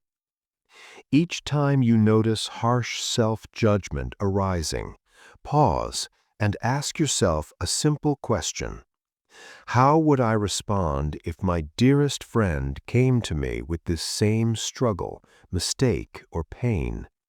Then, offer yourself whatever kindness, understanding, or support you would naturally offer to that beloved friend. This is the practice of self-compassion, treating yourself as you would treat someone you genuinely care about. The princess began practicing this new approach, and the results were gradual but undeniable. When she made a mistake in court proceedings, and her internal critic immediately began its familiar harsh tirade, she paused and imagined a friend making the same minor error. She realized she would respond to her friend with understanding and encouragement, not brutal judgment. So she offered herself those same qualities, speaking internally with gentleness rather than harshness. The difference in how this felt was remarkable. When her body signaled exhaustion and her habitual response was to push through it as weakness, she paused and asked what she would advise a friend showing the same signs of fatigue. She would certainly recommend rest, care, proper nourishment. So she began offering herself those necessities she had been denying. Within days, her energy began returning, not through forcing herself harder, but through finally meeting her own needs. When difficult emotions arose, sadness about pressures she faced, anxiety about living up to expectations, loneliness despite being surrounded by people, instead of suppressing these feelings as evidence of weakness, she met them with compassion. She acknowledged them as the completely natural responses of a sensitive human facing genuine challenges, exactly as she would validate a friend's difficult emotions. Within weeks, the mysterious illness that had baffled physicians began to resolve. The princess's color returned, her energy increased, and most remarkably, a quality of genuine joy began emerging that had been absent throughout her entire life. By learning to treat herself with compassion, she had removed the primary source of stress that had been undermining her health. Years later, when Aiko was an old woman, people would ask her what the most important healing principle was that she had learned in her long career. Her answer was always the same. Healing begins with self-compassion, not as a luxury or indulgence, but as the foundation for all other healing. Whatever else you do, however many medicines you take or treatments you receive, if you maintain warfare with yourself through harsh judgment, you block the healing process. But when you learn to be your own compassionate friend, healing happens naturally in ways that surprise you. Right now, as you listen to these words, notice your internal dialogue. How are you speaking to yourself about whatever challenges you're currently facing? Are you meeting your struggles with harsh judgment, or with the kind of patient understanding you might offer a dear friend? This simple awareness, without trying to force anything to change, is the beginning of transformation. Here's your compassion practice for the coming week. Set a gentle reminder several times throughout each day to check in with yourself briefly. Ask 3 simple questions. First, how am I speaking to myself right now? Just notice, without judgment, the quality of your inner voice.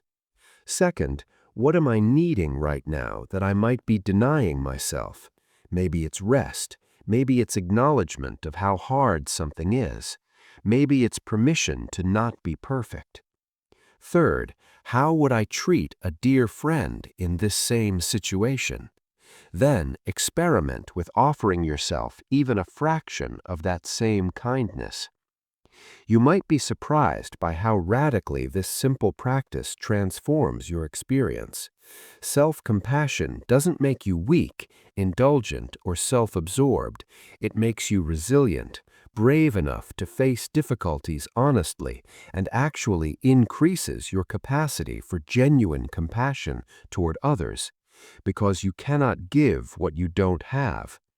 When you learn to show yourself kindness, you have an inexhaustible source of kindness to share with the world. The teaching here is profound in its simplicity. The same heart that feels others' pain can feel your own pain. The same kindness you naturally offer to a struggling friend can be offered to yourself when you're struggling. The same patience you extend to those who are learning and growing can be extended to yourself as you learn and grow.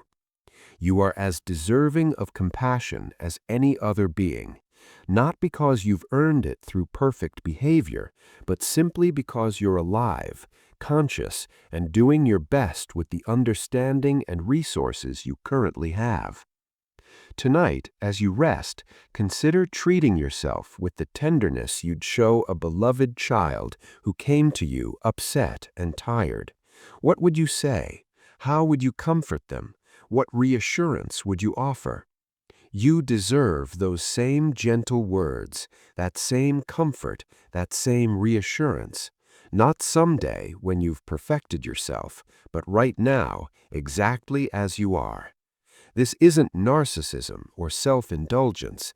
This is the foundation of genuine well-being, learning to live as your own compassionate friend rather than your own harsh enemy. The bridge between two shores. In a land divided by a great river whose waters ran swift and deep, two villages had existed in isolation from each other for so many generations that they had developed entirely different customs, languages, and ways of understanding the world. The eastern village, nestled against mountains that caught the first light of dawn, had built their lives around the rhythms of sunrise. They were people of beginnings, of optimism, of forward-looking vision. Their songs celebrated the morning star. Their festivals honored new growth. Their philosophy emphasized yang energy, action, expansion, and the bright confidence of daybreak. The western village, settled along gentle slopes that received the last light of evening, had organized their existence around sunset's contemplative beauty. They were people of endings, of reflection, of wisdom earned through experience. Their music mourned the day's passing. Their ceremonies marked completion and harvest. Their teachings emphasized yin energy, receptivity, contraction, and the quiet depths of dusk. Each group believed their way of life was not just different but superior, the correct response to existence itself. The river between them wasn't just a physical barrier, but had become a symbolic divide representing everything that separated these two communities. Crossing was possible but difficult, requiring boats that few people owned and fewer still were willing to share with strangers from the opposite shore. Over time, the rare crossings became even rarer, until generations grew up knowing of the other village only through stories that emphasized how strange, how wrong, how incomprehensibly different those people were.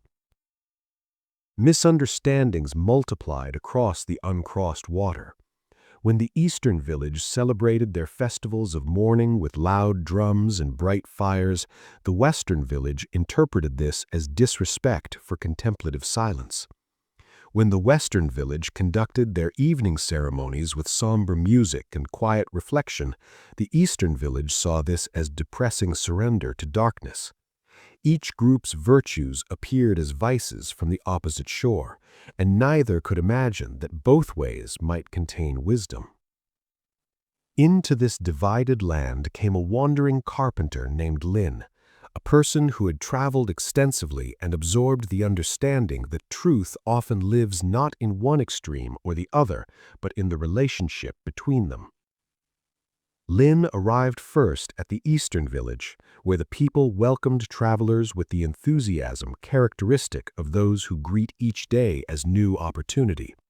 Lin worked there for several months, helping to build new structures and repair old ones, all the while listening to stories about the strange people across the river.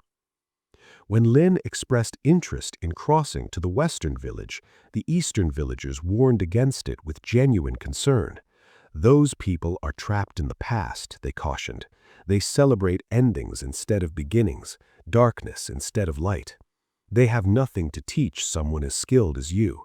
Why waste your time with their backward ways? but Lin thanked them for their hospitality and made the difficult crossing, finding that the Western villagers received visitors with the thoughtful consideration characteristic of those who have learned to look deeply before acting. Lin worked there as well, discovering that their craftsmanship emphasized durability and time-tested methods, in contrast to the Eastern village's innovative experimentation. Here, too, Lin listened to stories about the people across the river, hearing the mirror image of the warnings previously received.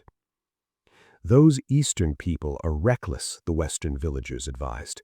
They're always rushing toward the next thing without properly honoring what has been.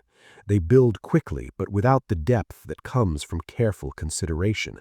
You've left a good situation to visit those impulsive fools? After many months of living in both villages, moving back and forth across the dividing water, Lin began to conceive of a project that would require skills developed on both shores. The Eastern village had perfected techniques for working with green wood, bending living timber into shapes that would harden with time. The Western village had mastered the art of working with aged wood, knowing how to coax strength from timber that had been properly seasoned through years of patient waiting. Neither technique was superior, each served different purposes, but separated as they were, neither village could imagine that the other possessed knowledge worth learning.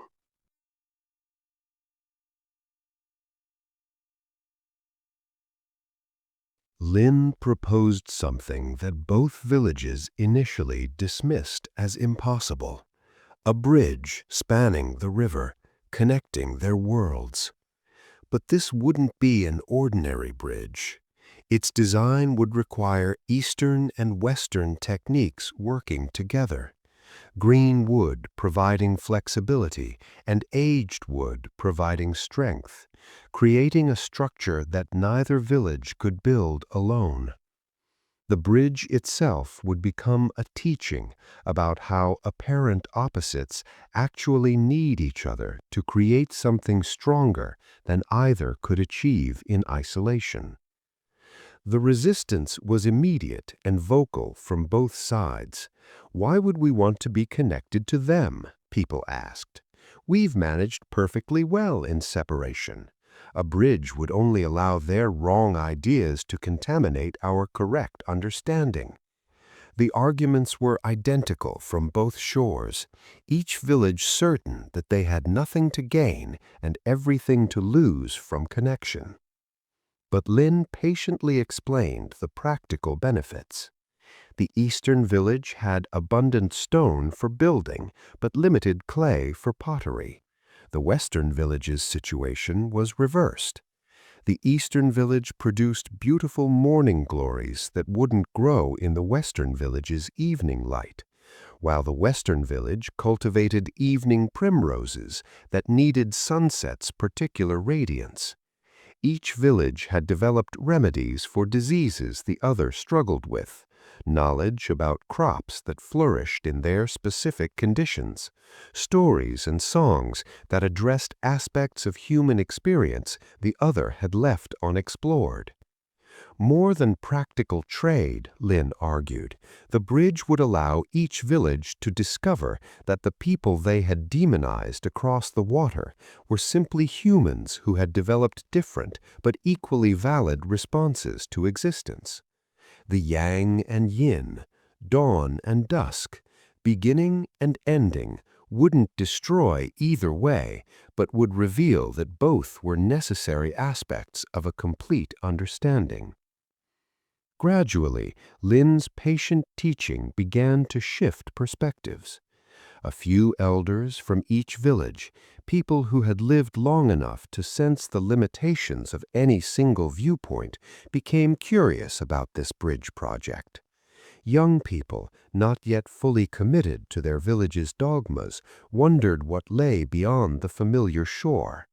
Craftspeople appreciated the technical challenge of creating something neither tradition could build alone.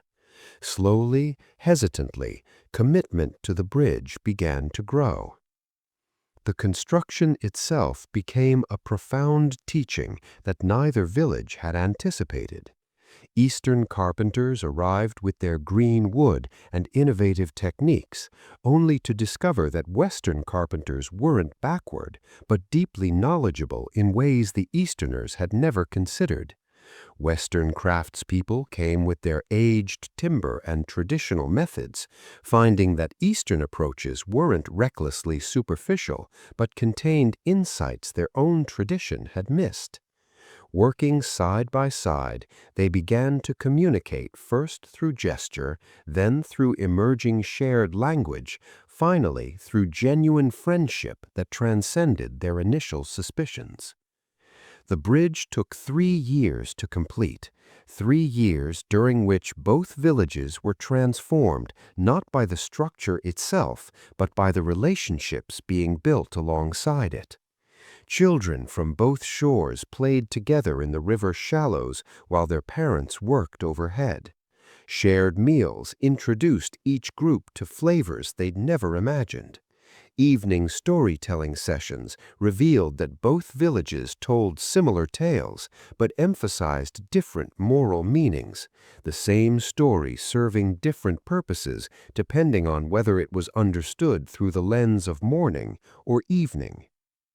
When the bridge was finally completed, the celebration lasted for 3 days and 3 nights, allowing both villages to experience the full cycle of time together.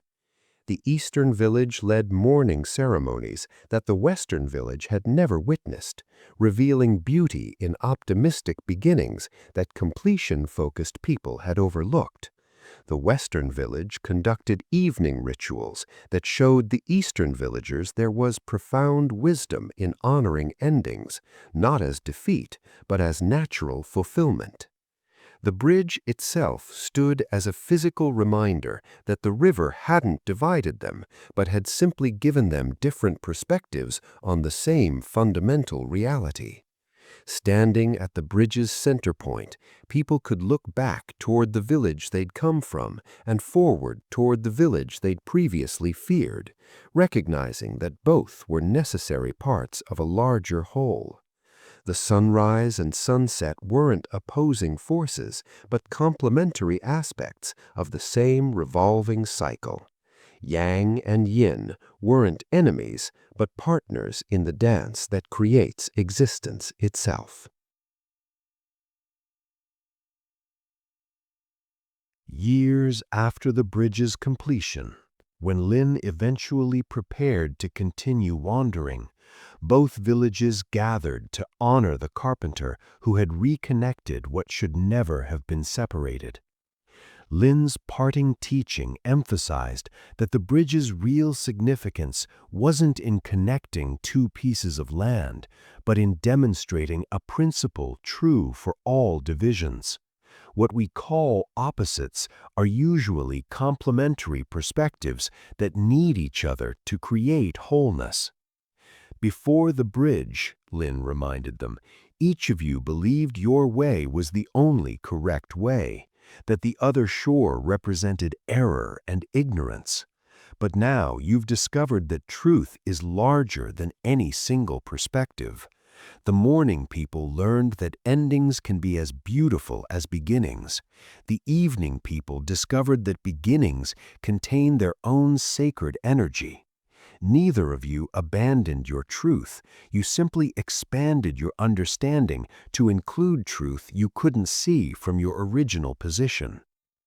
This story of the bridge and the two villages speaks to the polarization that characterizes our current moment, where people increasingly live on opposite shores of every issue, unable even to imagine that those on the other side might possess legitimate insights. We've sorted ourselves into tribes based on political beliefs, religious convictions, cultural practices, even dietary preferences. Each tribe certain that they're right and the others are not just wrong, but dangerously so. The teaching isn't that all perspectives are equal or that disagreement is illusory. The Eastern and Western villages genuinely did have different approaches, different values, different understandings. These differences were real, But they weren't reasons for permanent separation. They were opportunities for a more complete understanding that could emerge only through connection, through the difficult work of building bridges across dividing waters. Consider the rivers in your own life, the divides that separate you from people you've dismissed as too different, too wrong, too other to engage with. Perhaps there's a political divide where you've concluded that people who vote differently are simply ignorant or evil. Maybe there's a generational gap where you've decided older or younger people just don't understand the world correctly. There might be cultural differences that seem so vast you've stopped trying to communicate across them. The bridge teaching asks, what if those people across your particular river have developed wisdom you cannot access from your shore? What if their perspective, however different or even opposite to yours, reveals aspects of reality that your position doesn't allow you to see? What if true understanding requires not that one side surrender to the other, but that both sides build structures allowing them to meet in the middle? This doesn't mean abandoning your convictions or pretending differences don't matter. The Eastern village didn't become the Western village, and the Western village didn't adopt all Eastern practices. Each maintained their identity while expanding their understanding to include what the other had to teach. This is the art of holding your ground while remaining open to learning, maintaining your perspective while acknowledging its limitations. Right now, as you rest here, breathing quietly, notice how your own consciousness contains apparent opposites that somehow coexist: stillness and activity, effort and ease, awareness and letting go. You don't have to choose between these opposites or declare one superior. Like sunrise and sunset, they're different aspects of a single cycle. The practice is extending this inner acceptance to the outer world, recognizing that people who seem opposite to you might be reflecting back aspects of truth you've overlooked from your position. The bridge-building work is slow, requiring patience that our quick judgment culture doesn't encourage. It means being willing to meet people where they are, rather than demanding they immediately cross over to your shore. It means listening with genuine curiosity to perspectives you initially find strange or wrong.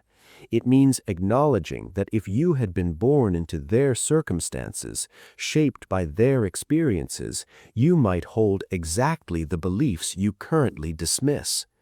As sleep gathers around you or holds you in its embrace, let yourself rest in the understanding that wholeness comes not from forcing uniformity, but from connecting diversity. The complete day needs both sunrise and sunset. The full picture of reality needs multiple perspectives held together rather than single viewpoints enforced through exclusion. Your own awakening might depend not on winning arguments with those who see differently, but on building bridges to shores you've been taught to fear, discovering that the other side contains wisdom you didn't know you were missing. Rest in this spaciousness, this capacity to hold opposites together, this bridge consciousness that connects what seemed forever divided. The candle that lit 1,000 flames. In a monastery where the practice of meditation had been maintained for centuries, there was a tradition that took place every New Year's Eve. As darkness fell on the final night of the year, all the lamps in the monastery would be extinguished, and the community would gather in the main hall, sitting in complete darkness. This darkness represented the ending of the old year, the death of what had been, the momentary void between what was and what would be. The abbot of the monastery would sit at the front of the hall, invisible in the complete darkness, holding a single candle that remained unlit. When midnight approached, marking the turn from old year to new, the abbot would strike a match and light this one candle. In that moment, one small flame would pierce the absolute darkness, creating a circle of illumination in the vast sea of black. But the ceremony's beauty lay not in this initial flame, but in what followed. The person sitting nearest to the abbot would approach with their own unlit candle, holding it to the abbot's flame until their candle caught fire. Then that person would return to their seat, and the next closest person would approach, lighting their candle from the abbot's flame. This process continued, person by person, each receiving light from the original source. As more candles were lit, a remarkable transformation occurred. The monastery hall gradually brightened, darkness retreating as light multiplied. But here was the crucial teaching that this ceremony revealed. The abbot's original candle never diminished. No matter how many people lit their candles from this source, the original flame burned exactly as before. Light, unlike material possessions, could be shared infinitely without the giver losing anything. In fact, the more the light was shared, the more illumination filled the space, benefiting everyone, including the original flame bearer. One year, a young monk named Kenzo participated in this ceremony for the first time, having recently arrived at the monastery after years of studying in isolation. He had developed a particular spiritual understanding during his solitary practice, a clarity about certain teachings that had come through intense personal effort. He was proud of this understanding, protective of it, and somewhat secretive about the insights he had gained, believing that they gave him an advantage over other practitioners who hadn't worked as hard or penetrated as deeply. As Kenzo watched the candle-lighting ceremony unfold, with light passing from person to person, the hall gradually transforming from darkness to warm illumination, something began to shift in his consciousness. He noticed how the abbot who had lit the first candle didn't guard that flame jealously or worry that sharing it would diminish their own light. The abbot simply offered the flame freely to anyone who approached, and in that offering became not poorer but richer, not dimmer but part of an expanding brightness. When Kenzo's turn came to light his candle, he approached the abbot with trembling hands. As his candle caught fire from the source, he felt the symbolism penetrate his understanding in a way that years of intellectual study had never achieved. The light he now carried was the same light the abbot carried, identical in quality, equal in brightness. Nothing had been taken from the abbot to create this new flame. The abbot's candle burned exactly as before, yet now there was more light in the world. Returning to his seat, Kenzo watched as the next person approached to light their candle, and then the next, until the entire hall blazed with individual flames, all sharing the same essential light. In that moment, Kenzo recognized the error in how he had been approaching his spiritual understanding. He had been treating wisdom as a scarce resource that needed to be hoarded, protected, kept secret lest others gain what he had worked so hard to achieve. He had been operating from a mentality of competition rather than communion, believing that if others became wise, his own wisdom would somehow diminish. But the candles taught a different truth. Wisdom, like light, multiplies rather than divides when shared.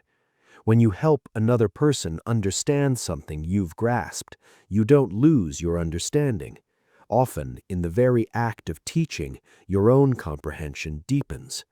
The light you share doesn't diminish your flame, but contributes to an overall brightness that lifts everyone, including yourself.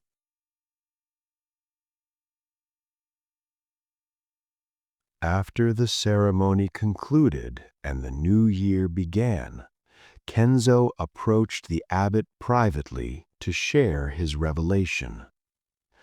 "I've been treating my understanding as something to protect," he confessed. "I was afraid that if I shared what I'd learned, others might surpass me, or my insights would become common rather than special. But tonight, I saw how wrong I was. The light you shared tonight diminished nothing. In fact, by ceremony's end, you were surrounded by more light than you could have created alone." The abbot listened with compassionate understanding, recognizing a transformation taking place. "Tell me," the abbot said gently, "when you lit your candle from mine, did you take my light or did you receive it?" Kenzo considered this question carefully. "I received it. Your flame continued burning while mine began. It wasn't a transaction where you lost something so I could gain. It was more like a multiplication." "Exactly," the abbot confirmed. "And this is the nature of all genuine spiritual understanding, all real wisdom, all authentic love. These aren't finite resources that decrease when shared. They're more like that candle flame, infinite in their capacity to spread without the source ever diminishing. In fact, the source often grows brighter through the act of sharing, strengthened rather than weakened by generosity." The teaching continued as the abbot shared examples from their own life. "When I first became abbot decades ago, I too struggled with the fear that sharing my understanding would somehow make me less special, less necessary.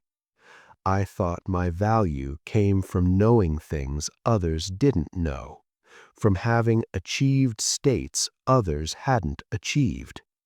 But over time, I discovered the opposite was true.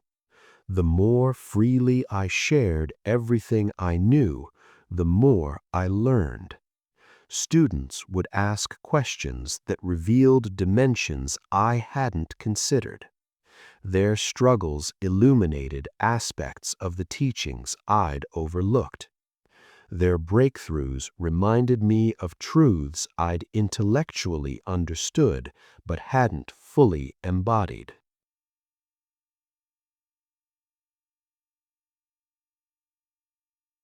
This teaching about the nature of wisdom and its sharing extends beyond just spiritual understanding to encompass all forms of knowledge, creativity, and human connection.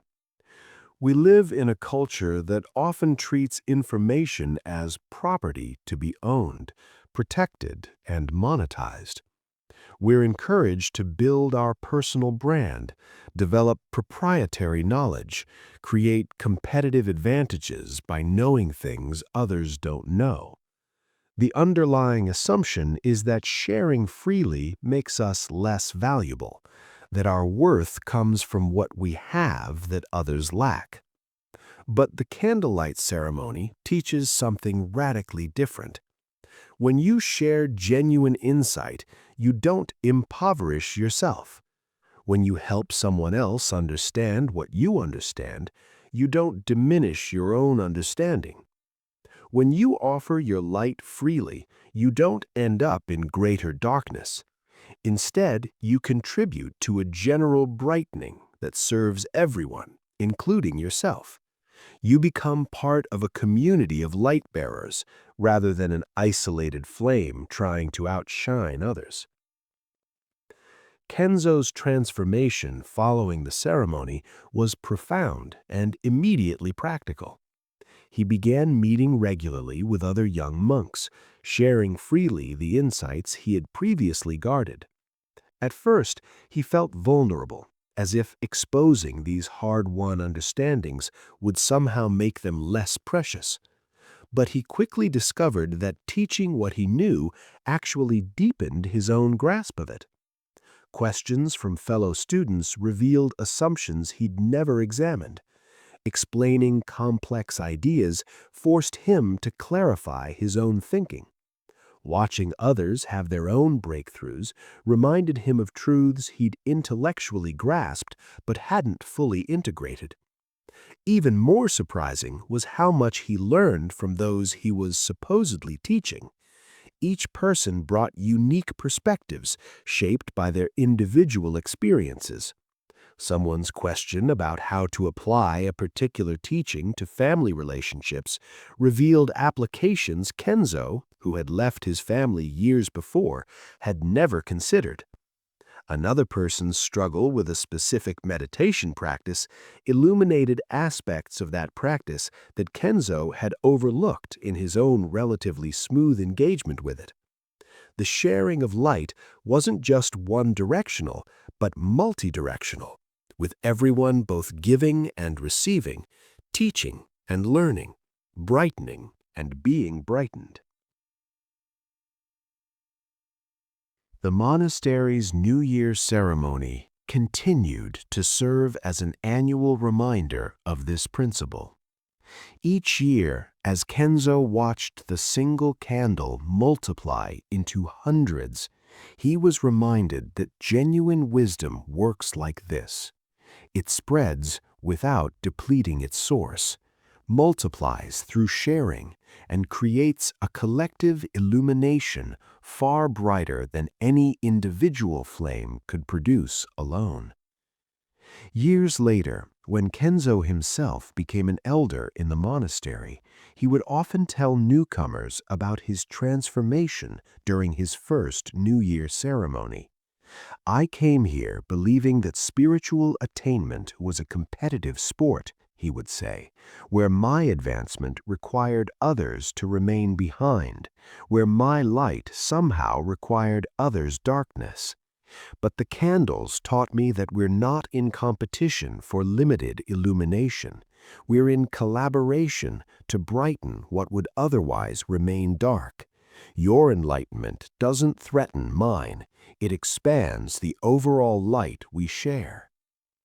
This teaching about the candle that lights 1,000 flames speaks directly to our modern anxiety about scarcity, our fear that there's not enough to go around, whether we're talking about success, attention, love, or understanding. We've been trained to see life as a zero-sum game where someone else's gain necessarily means our loss. This creates a world of isolated individuals guarding their advantages, protecting their knowledge, and viewing others' success with envy rather than celebration. But what if the candle is right and our scarcity thinking is wrong? What if wisdom, creativity, love, and understanding are actually infinite resources that multiply rather than divide when shared? What if your success doesn't require my failure? Your brightness doesn't depend on my darkness? Your flourishing doesn't necessitate my diminishment? What if we're all candles in the same dark hall, and the more freely we share our light, the more illuminated everyone becomes? Consider what you're currently holding close, protecting from others, treating as private property that must be guarded. Perhaps it's knowledge you've gained through hard experience, insights that came at great personal cost, creative ideas you're afraid someone might steal, or love you're rationing because you fear there's not enough to go around. What would happen if you offered these treasures as freely as the abbot offered that first flame? Would you actually diminish, or might you discover that giving increases rather than decreases what you have to offer? The practice isn't naive generosity that ignores genuine differences in understanding or pretends everyone has equal wisdom to share. The abbot's initial flame was real, the result of decades of dedicated practice. Kenzo's hard-won insights were genuine, earned through intensive effort. But the teaching is that these authentic attainments don't need to be hoarded. They're meant to be shared, and in sharing, they serve their highest purpose, while often deepening the understanding of the one who shares. Right now, as you rest in this moment, notice the light of awareness that's reading these words, experiencing these thoughts, witnessing these sensations. This awareness is your candle, your inner light that has never not been present.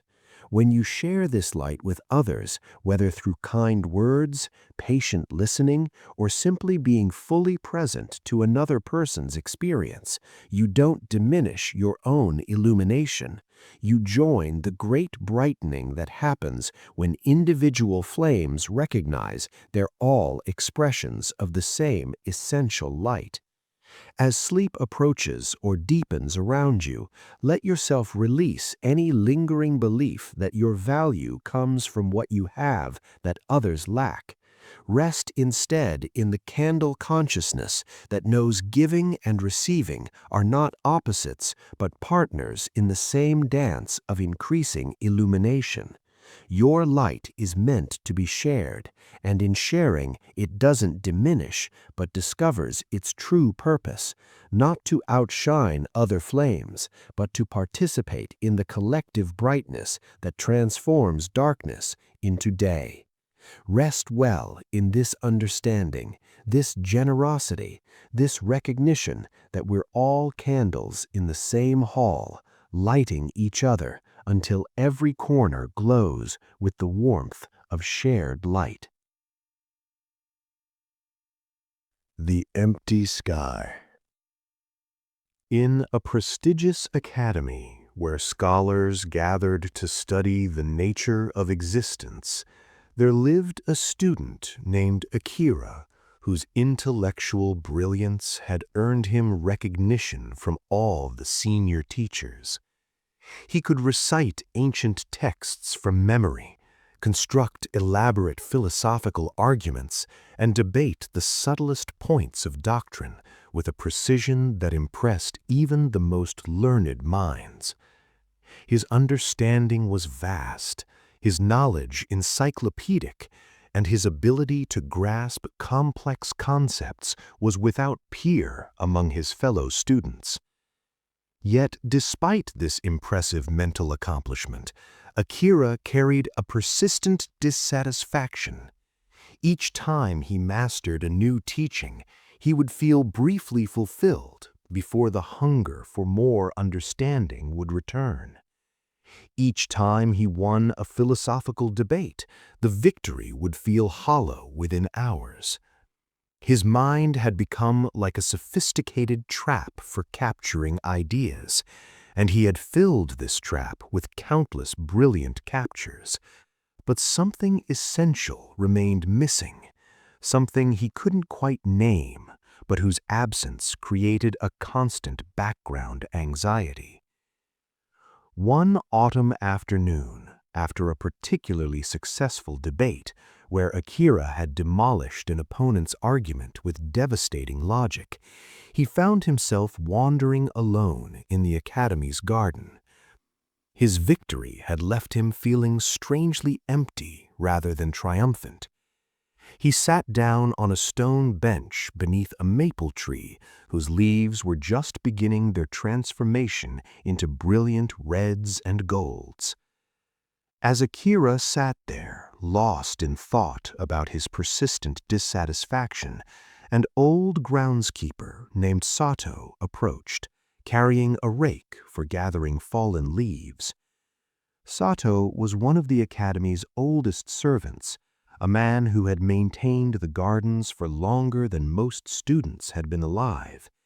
He was illiterate, uneducated in any formal sense, and his responsibilities were entirely manual.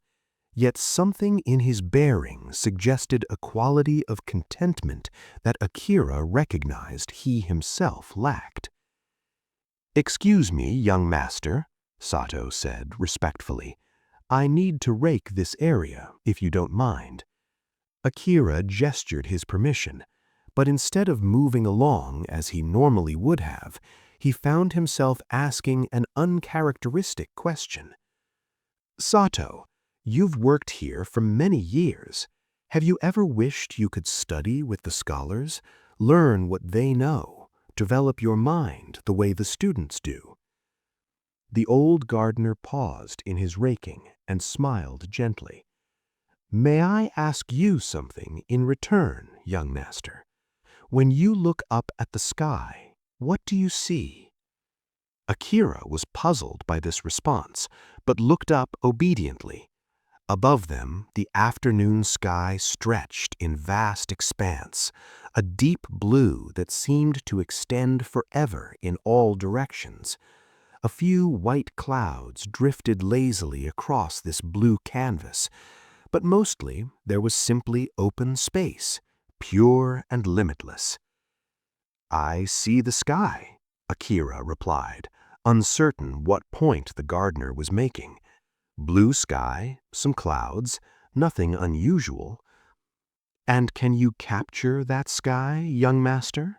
asked Sato, continuing his gentle raking. "Can you reach up and pull it down? Can you put it in your pocket? Can you own it, or possess it, or make it yours?" "Of course not," Akira said, still confused. "The sky is vast and empty. There's nothing there to capture." "Exactly. The sky is vast and empty, and because it is vast and empty, it can hold everything. The clouds come and go freely.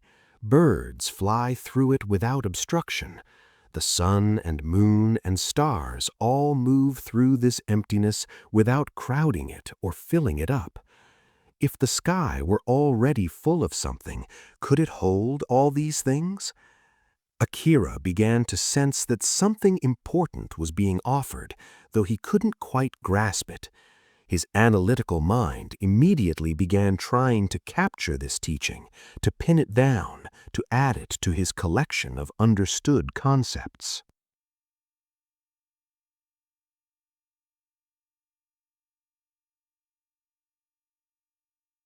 The gardener, sensing this mental grasping, continued his teaching.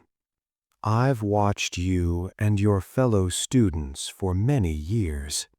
You're all trying to fill your minds the way I fill my garden cart with leaves.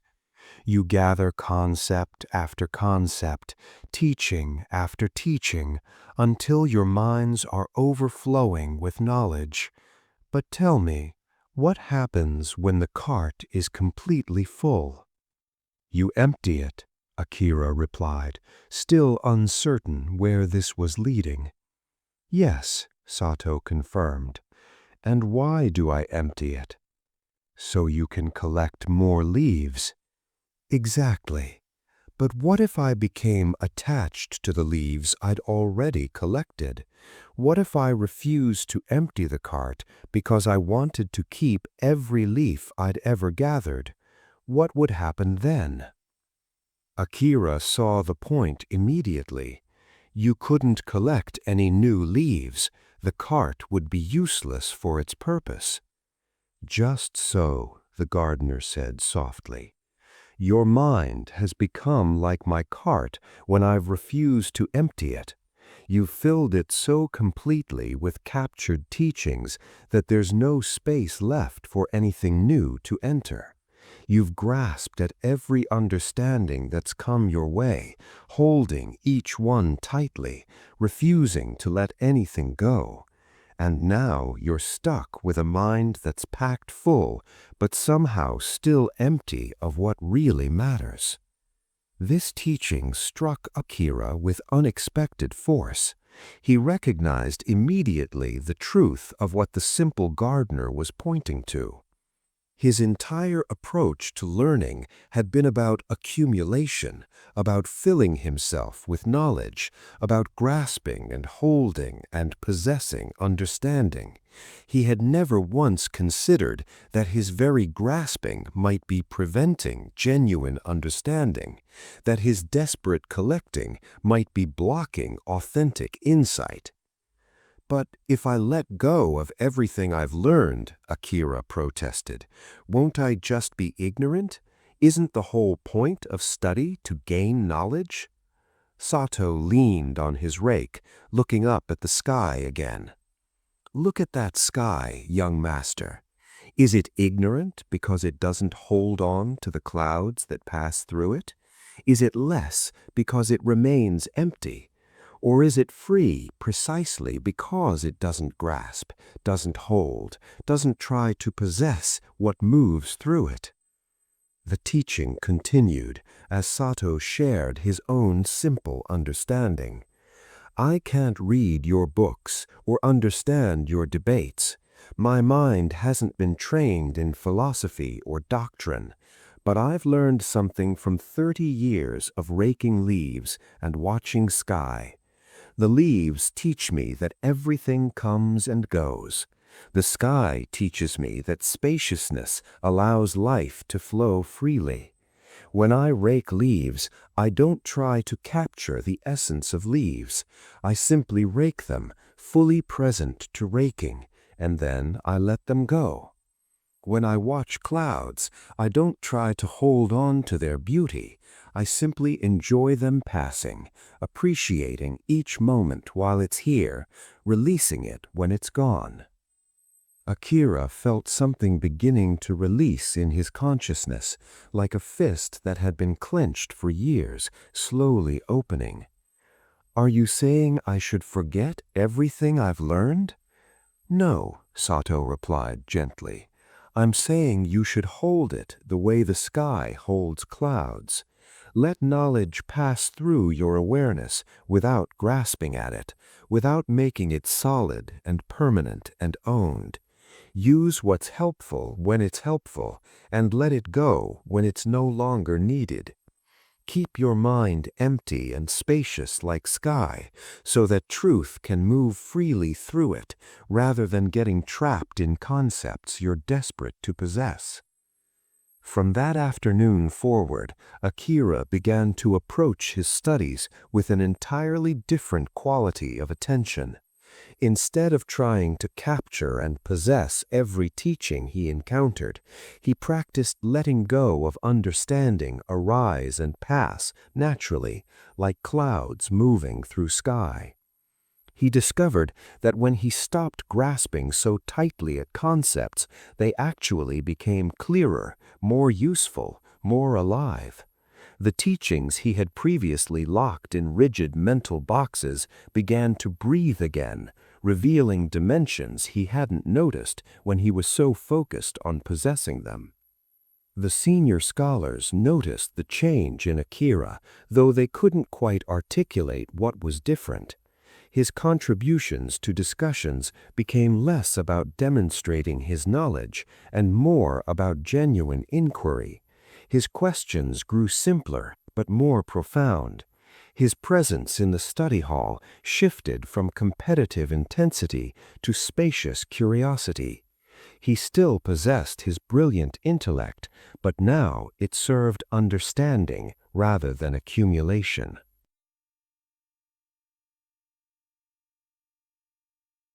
Years later, when Akira had himself become a teacher, he would often take his students to the garden for lessons. Standing beneath that same maple tree where Sato had offered his teaching, Akira would invite his students to look up at the sky and consider what it teaches about the nature of true understanding. "Your mind is meant to be like this sky," he would tell them, "vast and empty and capable of holding everything precisely because it holds nothing permanently. When you grasp at teachings, trying to own them and possess them, you create the very obstacle that prevents genuine understanding.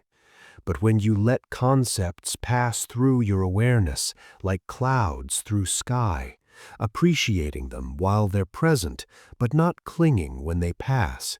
You discover a wisdom that isn't dependent on how much you've accumulated, but on how spacious you've become.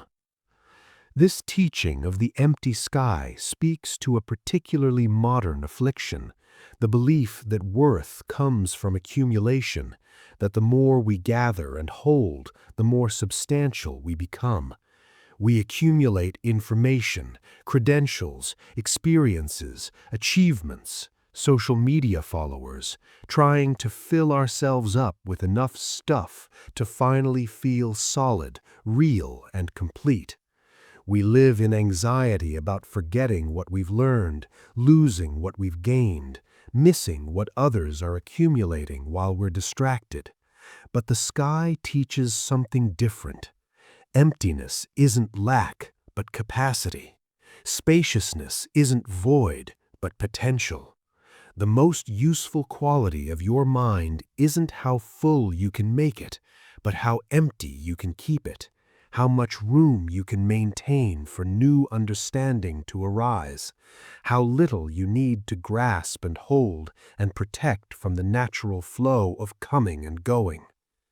Consider your own relationship with knowledge, understanding, and the constant stream of information that characterizes modern life.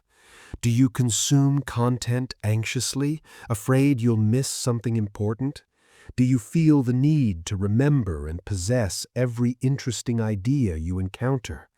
Do you hold your opinions and beliefs rigidly, threatened by perspectives that don't conform what you've already decided is true? This is the grasping mind, the collector consciousness that Akira demonstrated before his transformation.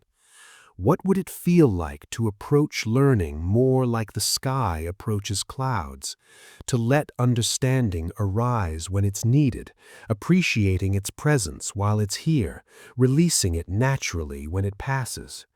This doesn't mean not learning or not remembering anything.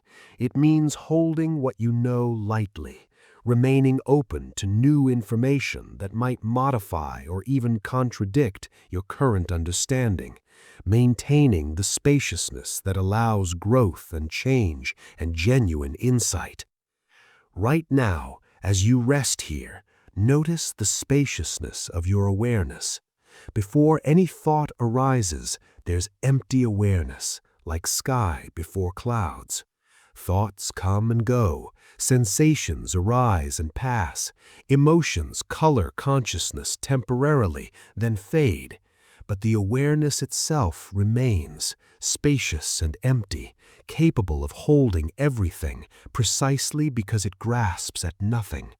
This sky-like awareness is your true nature, always present beneath or beyond or within all the passing phenomena of experience.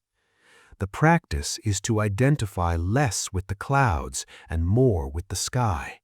The clouds are real. Your thoughts and feelings and sensations are genuine experiences, but they're temporary visitors passing through the vast space of consciousness.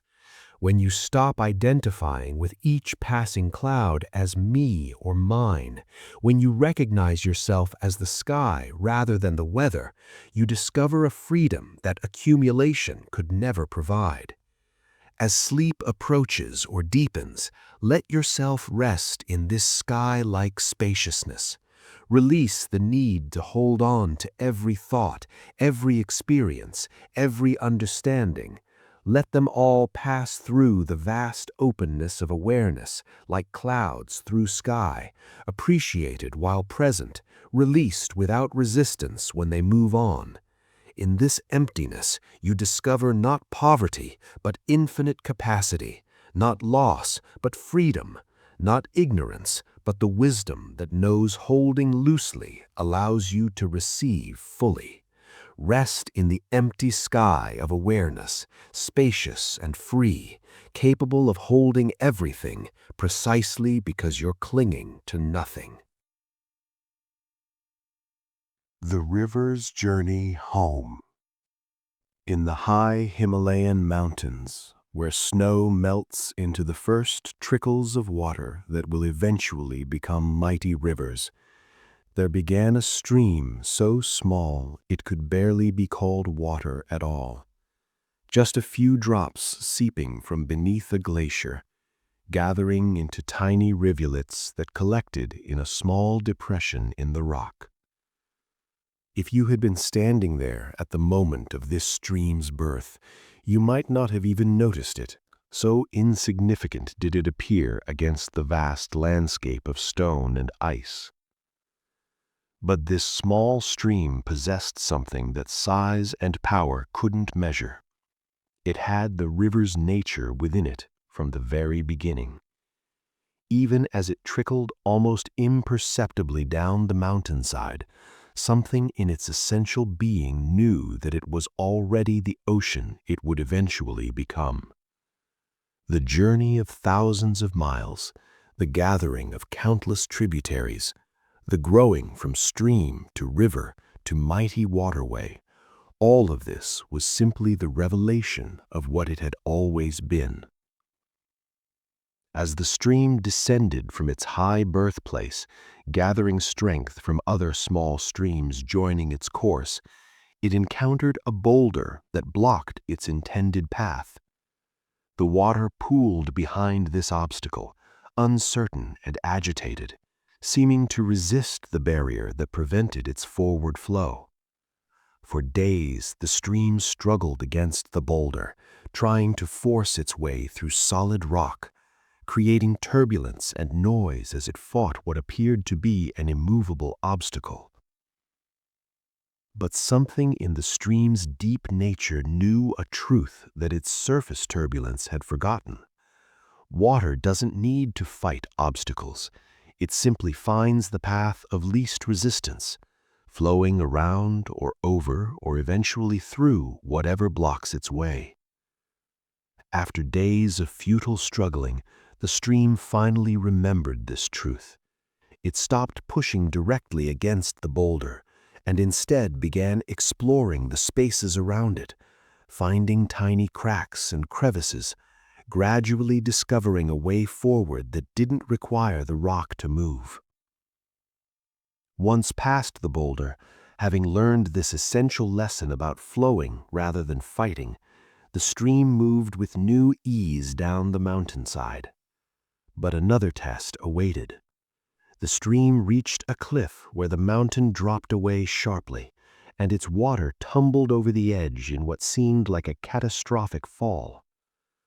The stream's consciousness, still young and uncertain, experienced this as a kind of death, a terrifying loss of control as its form completely dissolved into spray and mist. But something remarkable happened in that falling. As the water dropped through empty air, momentarily losing all sense of boundaries or solid form, it discovered an unexpected freedom. The falling wasn't destruction, but transformation. The mist that rose from the impact at the cliff's base was still the stream, simply expressing itself in a different form. And when the water gathered itself together again in the pool at the bottom, it continued its journey with something new, the understanding that changing form isn't dying, but simply becoming what one already is in a different way. As the stream grew into a river, joined by countless tributaries, it encountered a vast plain where the ground flattened and the easy momentum of mountain descent disappeared. Here the river had to learn patience, had to discover how to keep moving forward when there was no helpful slope pulling it along. The current slowed to an almost imperceptible crawl. Days of travel moved the water only short distances. The river's impatient nature wanted to rush ahead as it had in the mountains, but the plain taught a different lesson. Trust the journey, even when progress seems invisible. In this slow section, something else happened that the river had never experienced.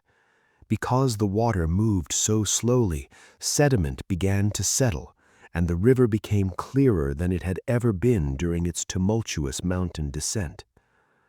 The river could see all the way to its own bottom, could observe the life that flourished in its gentle current. It discovered that slowness had its own gifts, that rushing it had valued in the mountains wasn't the only way to be a river. But the plain eventually gave way to new landscape, and the river found its current picking up speed again. This time, though, the river had learned something about trust. When it moved fast, it trusted the speed. When it moved slow, it trusted the slowness. When it encountered obstacles, it trusted that a path would reveal itself. When it couldn't see what lay ahead around the next bend, it trusted that around that bend the river would still be itself, flowing as rivers flow, moving toward the destination that had been implicit in its nature from the very first drop of glacial melt. The most profound teaching came when the river finally approached the ocean. As it neared the vast waters that had been calling to it across all these miles and months, the river suddenly felt a deep fear. Everything that had made it a river, its current, its banks, its direction, its very identity as moving water, all of this was about to dissolve into something incomprehensibly larger. The river wanted to hold on to itself, wanted to remain separate, wanted to turn back and maintain its riverness rather than lose itself in the overwhelming vastness of the sea. But something deeper than fear knew the truth that the river's surface consciousness had temporarily forgotten. The river and ocean weren't separate things. The river wasn't losing itself by entering the ocean. It was recognizing itself in its largest form. The water that had trickled from the glacier was the same water that filled the vast seas. The river had never been separate from the ocean. It had always been the ocean, temporarily expressing itself in river form, and now simply returning to conscious recognition of its complete nature. As the river finally released its banks and merged with the ocean's infinite waters, what it discovered wasn't death, but homecoming. It hadn't lost anything. It had simply expanded into the fullness of what it had always been. The drop was the ocean was the drop, and the entire journey from mountain to sea had been the revelation of this truth that had existed from the beginning. Many years after this river had made its journey to the sea, a wandering teacher named Hui sat beside a different stream high in the mountains, sharing this story with students who were struggling with their spiritual practice. Like the river fearing its dissolution into ocean, these students were resisting the very awakening they sought, afraid that enlightenment would mean losing themselves, disappearing into something so vast their individual identity would be erased. Listen to what the river teaches, Hui told them. From the first moment it trickled from the glacier, the river was already the ocean. It simply didn't know it yet. The entire journey wasn't about becoming something new, but about recognizing what had always been true. The obstacles it encountered, the transformations it underwent, the trust it had to learn, all of this wasn't preparation for reaching the ocean.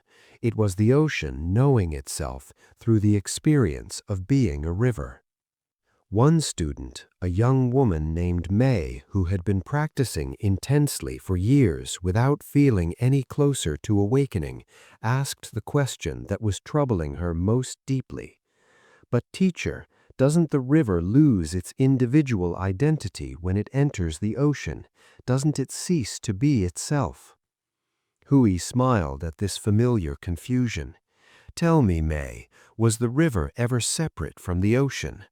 The water molecules that formed the river came from the ocean originally, evaporated into clouds, fell as rain and snow, and were always just visiting the form we call river. The river's identity was temporary, a beautiful but passing expression of water's nature. What it took for the river's identity was not dissolution into otherness, but expansion into fullness. The teaching continued as Hui helped the students understand that their fear of awakening was based on a misunderstanding about what awakening actually is. You think you're separate drops trying to become the ocean, but you're already the ocean, temporarily experiencing yourself as separate drops. Awakening isn't about the drop disappearing, it's about the drop recognizing that it was never actually separate, that its apparent boundaries were imaginary, that it has always been and will always be nothing other than the infinite ocean itself. This teaching about the river's journey home speaks to one of the deepest human fears, that spiritual awakening or ego death or dissolution of boundaries means annihilation of the self, permanent loss of individual existence. We cling to our sense of separate identity, our story about who we are, our carefully constructed personality, believing that without these things we would simply cease to exist. So we resist the very expansion we long for, afraid that becoming more means becoming nothing. But the river teaches a different truth. What seems like death to the separate self is actually birth into recognition of your complete nature. What appears to be loss of identity is discovery of your authentic identity that was never limited to the small story you've been telling yourself. The boundaries you think define you are like the river's banks, temporarily useful for organizing experience, but not actually who you are at the deepest level. Consider the journey you've been making through your own life. Like the river descending from mountains, you've encountered obstacles that seemed immovable until you learned to flow around them rather than fighting them directly. You've experienced moments when your familiar form dissolved into something unrecognizable, like water becoming mist in the waterfall, only to discover that changing form isn't dying. You've moved through periods when progress seemed impossibly slow, learning that trust sometimes means accepting the pace life offers rather than demanding constant dramatic movement. And perhaps right now you're approaching your own version of the ocean, some expansion of consciousness that both attracts and terrifies you. Perhaps you sense that letting go completely, surrendering all efforts to maintain your separate self, would lead to something vast and beautiful. But fear arises, and you hold back from the banks, trying to remain the small stream, even though the ocean calls. The teaching is that what you fear losing isn't your true nature, but only your limited idea about your nature. Right now, in this moment of rest, notice the awareness that's experiencing these words, these thoughts, these sensations. This awareness isn't bound by the story you tell yourself about who you are. It isn't limited to the personality you've constructed or the identity you've maintained. This awareness is like the water itself, temporarily taking the form of an individual river, but never actually separate from the infinite ocean of consciousness that contains all possible forms. The practice is to begin identifying less with the temporary form and more with the essential nature.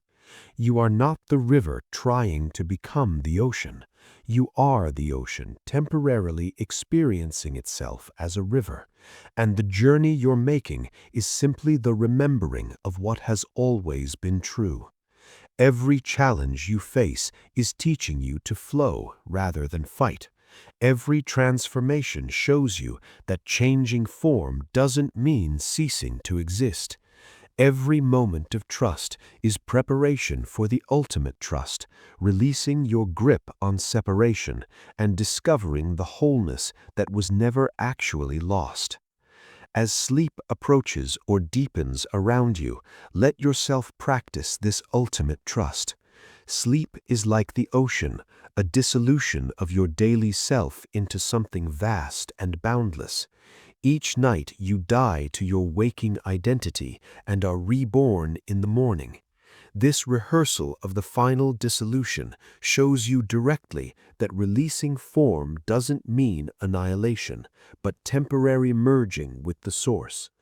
Rest in this knowing, this trust, this recognition that the river and ocean have never been separate, that you are already home in the very consciousness seeking home, already complete in the awareness longing for completion.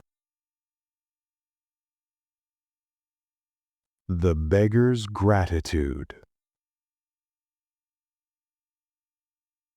In a prosperous merchant city where gold flowed through the marketplace like water and silk banners announced the wealth of every prominent family, there lived a beggar named Tashi, whose existence seemed to represent the opposite of everything the city valued.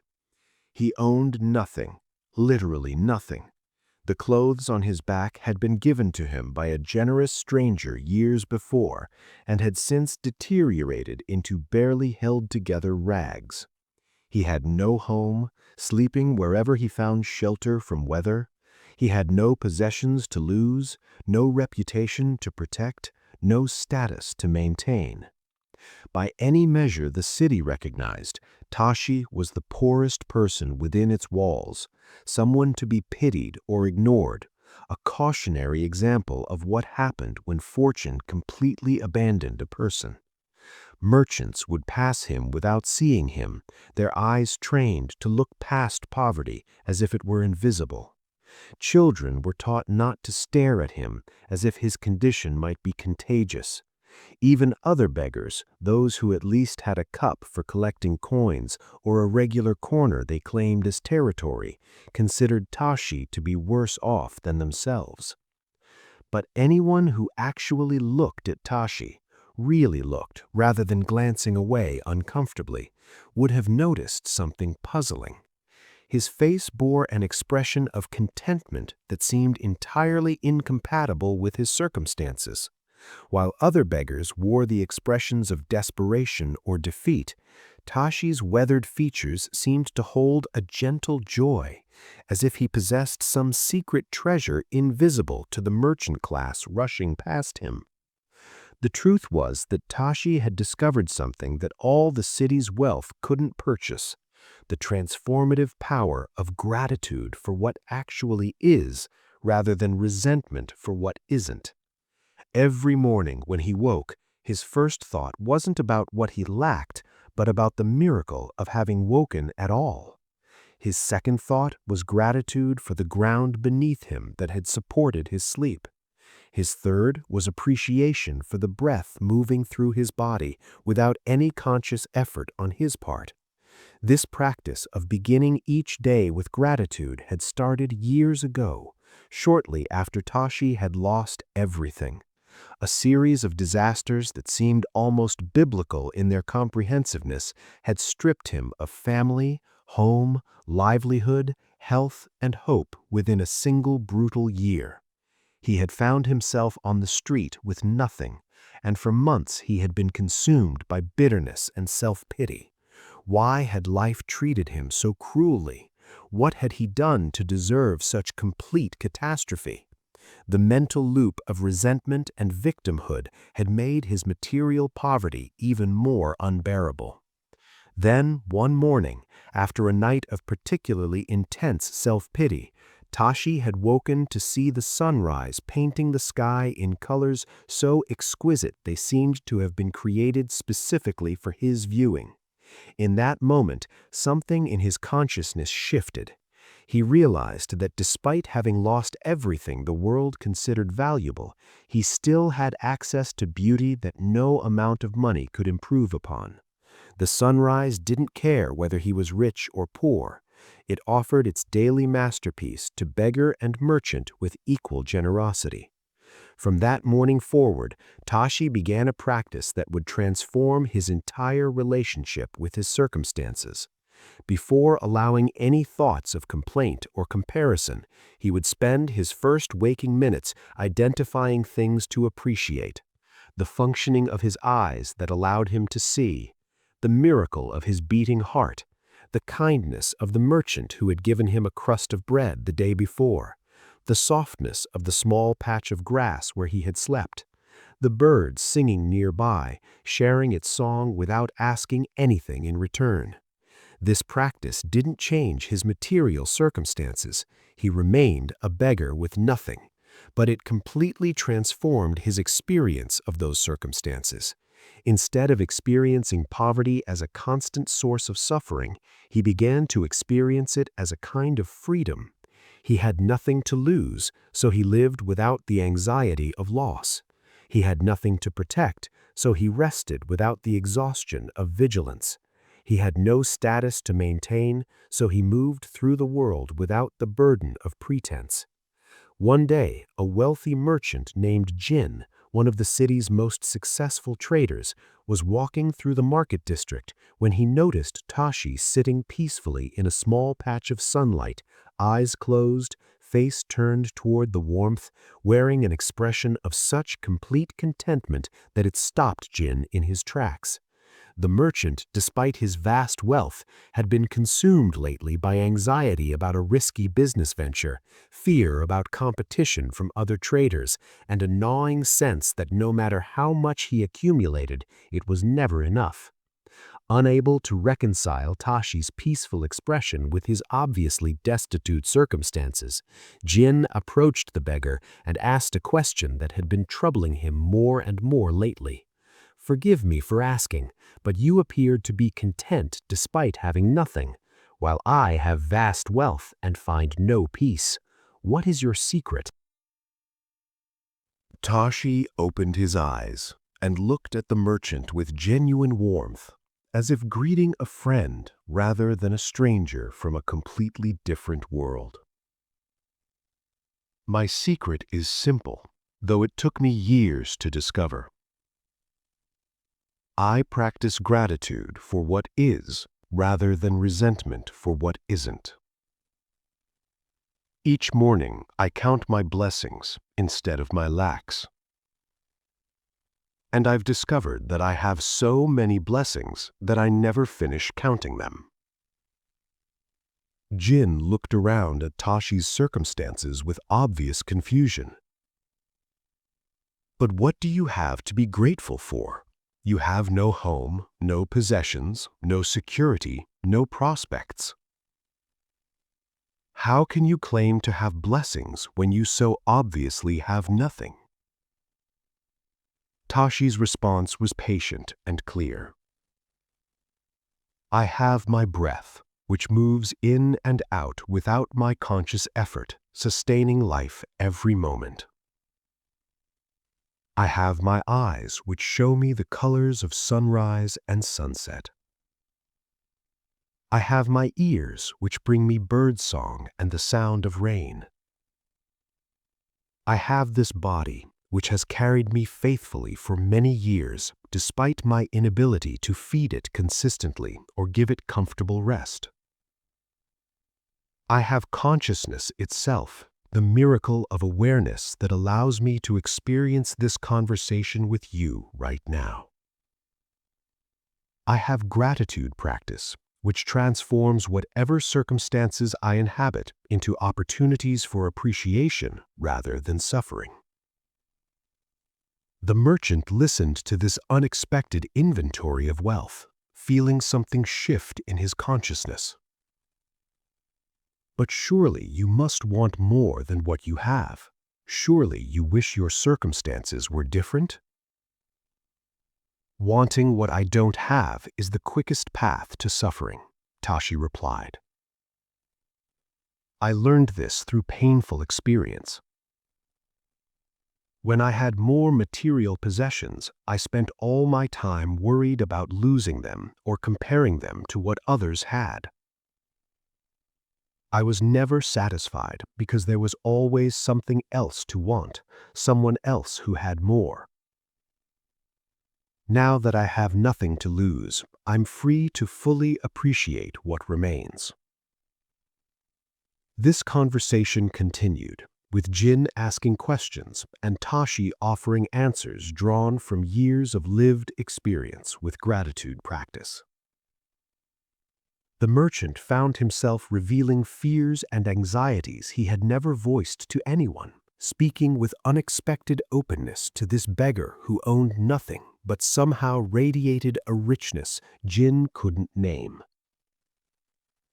The truth I've discovered, Tashi shared, is that happiness isn't produced by circumstances, it's produced by how we relate to circumstances. Two people can experience identical situations and have completely different responses based entirely on their mental habits.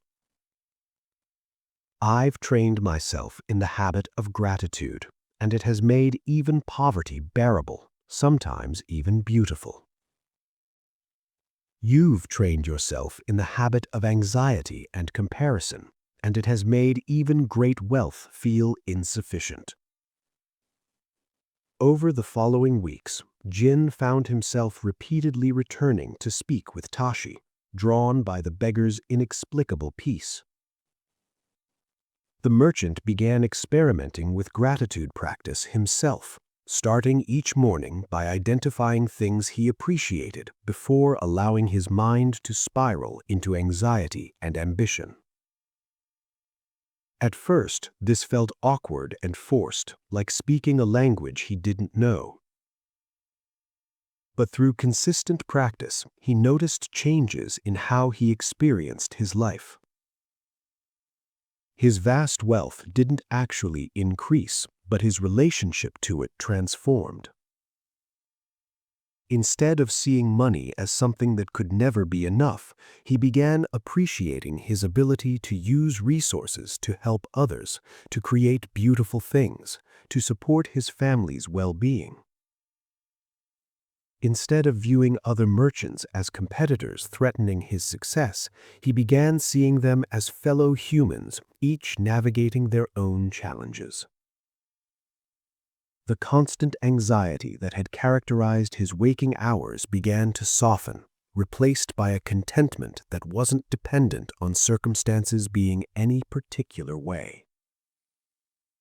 One morning, several months into his gratitude practice, Jin arrived at Tashi's usual spot with a proposal. "I want to help change your circumstances," he said. "I can provide you with proper clothing, a place to stay, regular meals. Your wisdom shouldn't be wasted in poverty. Let me elevate your situation to match your understanding." Tashi's response surprised the merchant once again. "Your offer comes from genuine kindness, and I appreciate that kindness more than you know. But the circumstances you offer to change aren't actually the source of my suffering or my peace. If I accepted your generosity and became materially comfortable, I would simply face different challenges, different opportunities for either gratitude or resentment. The question isn't whether I have a home or clothing or food. The question is whether I can meet whatever circumstances I inhabit with appreciation for what is, rather than resistance to what isn't." "But surely," Jin protested, "having more would make gratitude practice easier. Surely it's more difficult to be grateful when you're cold and hungry than when you're warm and well-fed." "You would think so," Tashi agreed. "And yet I've found the opposite to be true. When you have little, each small blessing becomes enormous. This morning's crust of bread becomes a feast when you're genuinely hungry. The warmth of sunlight becomes luxury beyond measure when you have no other heat. The kindness of a stranger's smile becomes treasure that fills your heart for days. Having more often means appreciating less because we begin to take our blessings for granted, treating as ordinary what is actually miraculous. This conversation illuminated something Jin had been beginning to understand through his own practice. His wealth had made him take for granted things that were actually extraordinary. The food he ate without noticing, the comfortable bed he slept in without appreciation, the health he possessed without gratitude until it was threatened. Tashi, having nothing, had been forced to notice and appreciate the baseline miracles that made life possible. Breath, consciousness, connection, beauty. Eventually, Jin and Tashi worked out a different arrangement than the merchant's original offer. Instead of changing Tashi's circumstances, they began meeting regularly so that Jin could continue learning gratitude practice from this unlikely teacher. The merchant would bring food that they would share, and Tashi would guide Jin in the art of appreciation, teaching him to notice blessings that had been invisible despite their presence.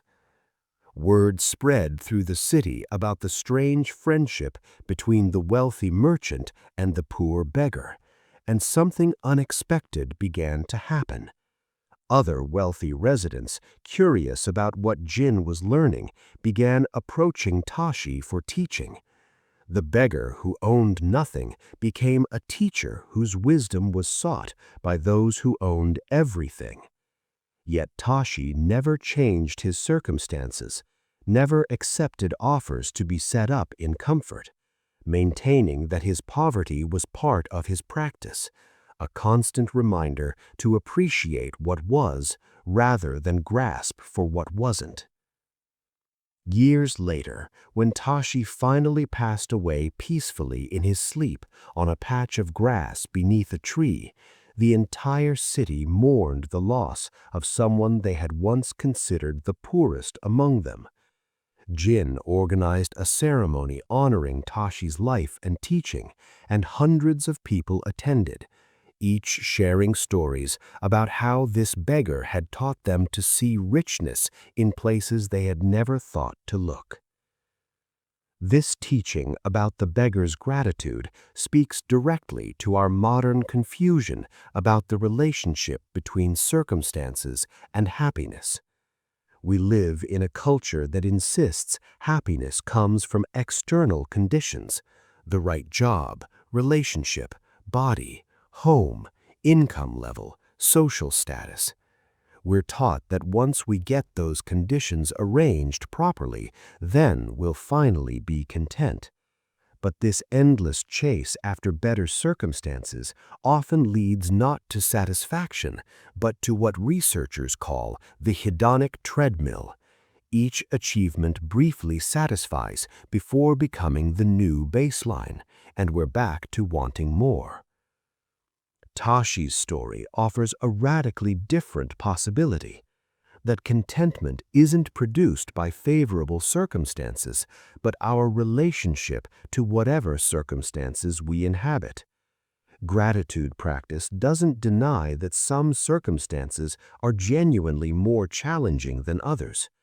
Being cold and hungry is more difficult than being warm and fed.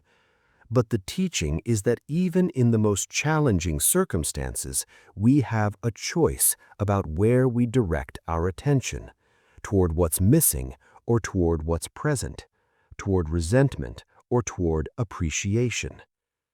Consider your own relationship with gratitude and complaint. How much of your mental energy goes toward cataloging everything that's wrong, everything you lack, everything that isn't as you think it should be? This habitual focus on lack creates a kind of poverty consciousness, regardless of your actual circumstances. Even people with vast material wealth can experience life as insufficient when their attention is trained on what's missing rather than what's present. What would change if you began each day the way Tashi did, spending your first conscious moments identifying things to appreciate before allowing complaint or comparison to enter your mind? This isn't about denying genuine problems or pretending difficult circumstances aren't challenging. It's about training your attention to include the baseline miracles that remain present regardless of what else is happening. Breath, consciousness, this moment of existence itself. Right now, before your mind moves to what's missing or wrong, notice what's actually here. The miracle of awareness reading these words, the functioning of your nervous system that makes perception possible, the relative peace of this moment, whatever else might be happening in your life, the extraordinary fact of existing in a universe that somehow produces consciousness capable of recognizing its own existence. The practice is to make gratitude more fundamental than complaint, to notice blessings before problems, to appreciate what is before demanding what isn't. This doesn't make challenges disappear, but it changes the ground you're standing on when you face those challenges. Instead of meeting difficulties from a place of perceived poverty and lack, you face them from a place of recognized abundance, knowing that regardless of what else is happening, you still possess blessings too numerous to count. As you rest here, let yourself practice Tashi's secret. Count your blessings, starting with the most fundamental, consciousness, breath, this moment of existence itself. Notice how this simple practice changes the texture of your experience, softens the constant grasping for more, creates a contentment that doesn't depend on circumstances being any particular way. Rest in this gratitude, this recognition of abundance that exists regardless of what you have or don't have, this appreciation for the simple fact of being alive in this mysterious universe. The moon reflected in 10,000 puddles. After a gentle rain had fallen on a village, leaving countless puddles scattered across the ground, a young student named Keiko walked through the streets, observing something that filled her with wonder and confusion. In every puddle, regardless of its size or shape, she saw the same full moon reflected with perfect clarity. The moon in the large puddle by the market square looked identical to the moon reflected in the tiny puddle beside the temple steps. The moon in the clean puddle near the fountain appeared exactly like the moon in the muddy puddle by the farmer's field. Keiko stopped to contemplate this phenomenon, trying to understand what it revealed about the nature of reality. Were there really 10,000 moons, or was there only one moon being reflected in 10,000 different places? If she disturbed one puddle, causing its moon reflection to fragment and disappear, would the other puddle's moons also be affected? And most puzzling of all, if she could somehow gather all these separate moon reflections together, would she end up with a brighter moon, or would she discover that all 10,000 reflections were somehow the same single moon? Unable to resolve these questions through contemplation alone, Keiko sought out her teacher, Master Zenrin, who was known throughout the region for his ability to answer questions that seemed to have no answer. She found him sitting quietly in the temple garden, apparently doing nothing more than watching clouds drift across the evening sky. "Master," Keiko began, bowing respectfully, "I have seen the moon reflected in every puddle throughout the village, and I'm confused. Are there many moons or one moon? Are the reflections real or illusory? If I touch one reflection, does it affect the others? Please help me understand what this teaches about the nature of reality." Master Zenrin smiled at these questions, recognizing in them the same confusion that had troubled seekers for centuries. Instead of answering directly, he asked his own question. "Keiko, when you look at these 10,000 moon reflections, does the original moon in the sky become divided or diminished? Does the moon above lose anything by appearing in every puddle below?" Keiko considered this carefully. "No, Master. The moon in the sky remains whole and complete, regardless of how many puddles reflect it. The reflections don't diminish the original." "Good," Zenrin confirmed. "Now tell me, when the wind disturbs one puddle, causing its moon reflection to ripple and distort, what happens to the moon in the sky?" Again, Keiko thought before responding. "Nothing happens to the real moon. It continues shining exactly as before. The disturbance affects only the reflection, not the source." "Excellent," the master said. "And now the final question. If you could somehow collect all 10,000 reflections and combine them together, what would you have?" This question proved more difficult, and Keiko struggled with it for several moments before offering a tentative answer. "I think I would have nothing more than what was already in each individual reflection. All 10,000 reflections together wouldn't create a moon any more real or bright than the moon already reflected in a single puddle." Master Zenrin nodded with obvious pleasure at his student's insight. "You've answered your own questions. The moon reflected in 10,000 puddles teaches us about the nature of consciousness and the illusion of separation. Let me make explicit what you've intuited." The teaching that followed illuminated one of Buddhism's most profound insights about the nature of reality and identity. The moon in the sky represents the one consciousness, the fundamental awareness that is the ground of all existence. You might call it Buddha nature, or true self, or simply awareness itself. This consciousness is singular, whole, and undivided. The puddles represent individual beings, each of us appearing to be separate entities with our own distinct existence, and the reflections represent our individual consciousness, our sense of being a unique me experiencing life from a particular perspective. Now, here's the crucial insight, Zenrin continued, his voice taking on special intensity. Each puddle really does contain the whole moon. The reflection in a tiny puddle isn't a partial moon or a lesser moon. It's the complete moon, perfectly present in that small space. In exactly the same way, the consciousness that appears in each individual being isn't a piece of some larger consciousness. It's the whole consciousness, complete and perfect in each manifestation.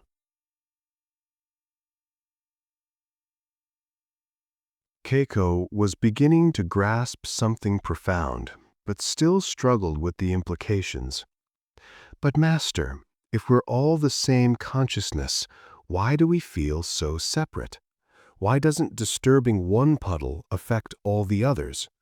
Why doesn't my experience include your experience and everyone else's?" The Master's response addressed this confusion directly. "The puddles create the appearance of separation, but they don't actually divide the moon. In the same way, our individual bodies and minds create the appearance of separate consciousness, but they don't actually divide the awareness that expresses itself through each of us. You feel separate not because you are fundamentally separate, but because you identify with the puddle, the temporary form, rather than with the moon, the eternal awareness." He continued with a teaching that penetrated to the heart of human suffering. "All your pain comes from this confusion. You believe you're a separate self that must protect itself against other separate selves. You think your flourishing requires competing with others for limited resources, limited love, limited recognition. But this is like one puddle believing it must fight other puddles to get more of the moon. The moon is already completely present in each puddle. There's nothing to fight over, nothing to compete for. The fullness you seek is already fully present in this awareness right now. Keiko felt something shifting in her understanding, as if she were suddenly seeing through a window that had always been there, but she'd never looked through before. So when I look at another person, I'm seeing another reflection of the same moon that's reflecting in me. We're not fundamentally different beings, but different expressions of the same being. Exactly, Zenrin confirmed. And this understanding transforms everything. When you truly recognize that the consciousness looking out through your eyes is the same consciousness looking out through every pair of eyes, how can you harm anyone? You would simply be the moon attacking its own reflection. When you see that your deepest nature is identical to everyone else's deepest nature, how can you feel lonely or separate? You're surrounded by yourself in countless forms. The teaching continued as Zenrin explored the practical implications of this understanding.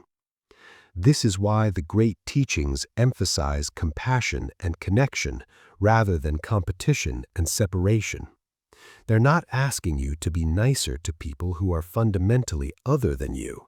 They're inviting you to recognize that there is no other, that every person you meet is another face of the same consciousness you are. But Master, Keiko asked, if we're all the same consciousness, why do we have such different experiences, different perspectives, different understanding? Why am I not enlightened if I'm the same consciousness as you? Zenrin smiled at this question, appreciating its depth. Remember the puddles. Each puddle reflects the same moon, but the clarity of the reflection depends on the puddle's condition. A clean, still puddle reflects the moon perfectly clearly. A muddy puddle reflects the same moon, but less clearly. A disturbed puddle reflects the same moon, but in fragmented, distorted ways. The moon hasn't changed, but the quality of reflection differs based on the puddle's condition. Your consciousness and my consciousness are the same consciousness, but the clarity with which that consciousness reflects through each of us differs based on the condition of our puddles, our minds and hearts. Your spiritual practice isn't about becoming different consciousness. It's about clearing your puddle so that the moon of awareness can reflect more perfectly through you. This teaching illuminated Keiko's understanding like the moon itself illuminating the night. She began to see how much of her suffering came from the illusion of fundamental separateness, how much fear arose from believing she was an isolated self that could be destroyed, how much loneliness emerged from feeling disconnected from the consciousness that was actually her deepest nature. In the weeks and months that followed, Keiko's practice took completely new meaning. Instead of trying to achieve some special state or become someone different, she practiced recognizing the moon of awareness in every puddle she encountered. When she met people, she looked for the consciousness behind their eyes, the awareness that was identical to her own, even though it was expressing itself through a different form.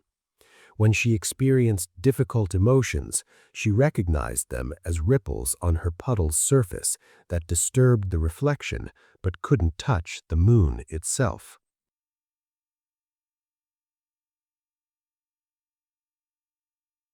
Years later, when Keiko had become a teacher herself, she would often take students to observe puddles after rain, using this same teaching that had transformed her own understanding.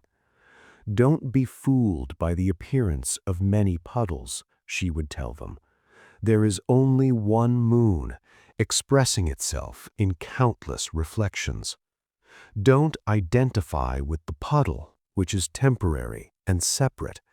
Identify with the moon, which is eternal and whole. When you truly understand this, you discover that you've never been separate, never been alone, never been anything other than the one consciousness playing hide and seek with itself in the form of 10,000 apparent individuals. This teaching about the moon and the puddles speaks to the deepest level of Buddhist insight, the recognition that separation is illusory and unity is fundamental. This isn't just poetic metaphor or comforting philosophy. It's pointing to something that can be directly recognized through practice and attention, that the consciousness reading these words is not separate from the consciousness that wrote them, not separate from the consciousness expressing itself through every being you encounter. Our modern culture is built almost entirely on the assumption that we are separate selves in competition with other separate selves for limited resources. Economics, politics, even many forms of spirituality proceed from this fundamental belief in separation. But what if this belief is simply wrong? What if it's like 10,000 puddles believing they're fundamentally different from each other, while not recognizing they're all reflecting the same moon? Consider what changes when you recognize the moon in every puddle. The stranger you pass on the street isn't fundamentally other than you, but another expression of the same consciousness. The difficult person who challenges you isn't your enemy, but yourself in a form you haven't learned to recognize. Even the people whose views seem completely opposed to yours are puddles reflecting the same moon, just from different angles, or with different degrees of clarity. This recognition doesn't erase real differences or make every perspective equally valid. The puddles really are different, some clean and some muddy, some still and some disturbed.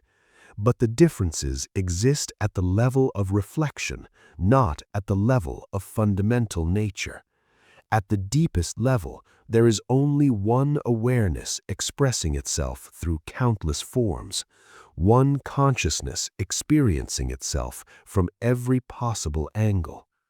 Right now, as you rest here, notice the awareness that's present. Before any thoughts about who you are or what makes you different from others, there's simply awareness itself, consciousness experiencing this moment. This awareness isn't bound by your name or your history or your body. It's the same awareness that has looked out through every pair of eyes that has ever existed. You are not separate from it. You are it, temporarily expressing itself through this particular form, this particular puddle. The practice is to remember the moon while living as a puddle. You still have your individual perspective, your unique experiences, your particular challenges and gifts, but you hold all of this lightly, knowing that your fundamental identity isn't the puddle, but the moon that's perfectly present in every puddle, including yours. From this recognition, genuine compassion arises naturally. How could you harm another when you recognize them as yourself? How could you feel separate when you see your own face in every person you meet? As sleep approaches or holds you, let yourself rest in this understanding. The consciousness that experiences your dreams is the same consciousness that dreams every dream. The awareness that witnesses your sleep is the same awareness that has witnessed every sleep since consciousness first arose. You are not an isolated puddle that will eventually dry up and disappear. You are the eternal moon, temporarily reflecting yourself in this form, always whole, never separate, forever united with everything that exists. Rest in this recognition, this remembrance, this homecoming to the unity that was never actually lost. The last breath of evening. In a monastery perched on a cliff overlooking the ocean, the monks maintained a practice that seemed strange to visitors, but held deep meaning for those who understood its teaching. Every evening, as the sun began its descent toward the horizon, the entire community would stop whatever they were doing and gather on the western terrace to witness the day's ending. They would sit in silence, watching as light transformed from bright afternoon gold to amber, to rose, to purple, finally giving way to the first stars of evening. But the practice went deeper than simple observation of a beautiful sunset. The monks would sit with complete attention to each moment of the sun's descent, bringing the same mindful presence to the dying of light that they brought to its morning birth. They practiced meeting the ending with the same reverence they offered to beginning, recognizing that in the cycle of day and night, both dawn and dusk are equally sacred, equally essential to the rhythm that makes life possible. Among these monks was an elderly teacher named Roshi Takuan, who had practiced this sunset meditation for more than 50 years. He had witnessed approximately 18,000 sunsets from this same terrace, each one unique in its particular expression, but all sharing the same essential teaching about impermanence, beauty, and the sacred nature of endings. On what would turn out to be his final evening, Roshi Takuan sat with his students as usual, but those closest to him noticed something different in his presence. He seemed even more completely absorbed in the sunset than usual, if such a thing were possible. His eyes held a quality of recognition, as if he were seeing not just this particular sunset, but the essence of all sunsets, the teaching hidden within every ending. As the last visible edge of the sun touched the ocean's horizon, Roshi Takuan turned to his students and began to speak in a voice that carried both strength and softness. My dear friends, I have a teaching to share with you about endings, and this evening seems the perfect time for it. He gestured toward the nearly vanished sun. For 50 years I have watched the day die on this terrace, and every evening has taught me something about the nature of ending and beginning, death and birth, the relationship between what appears to cease and what actually continues. Tonight, I want to make explicit what these sunsets have been showing us all along. The students gathered closer, sensing that something unusual was being offered.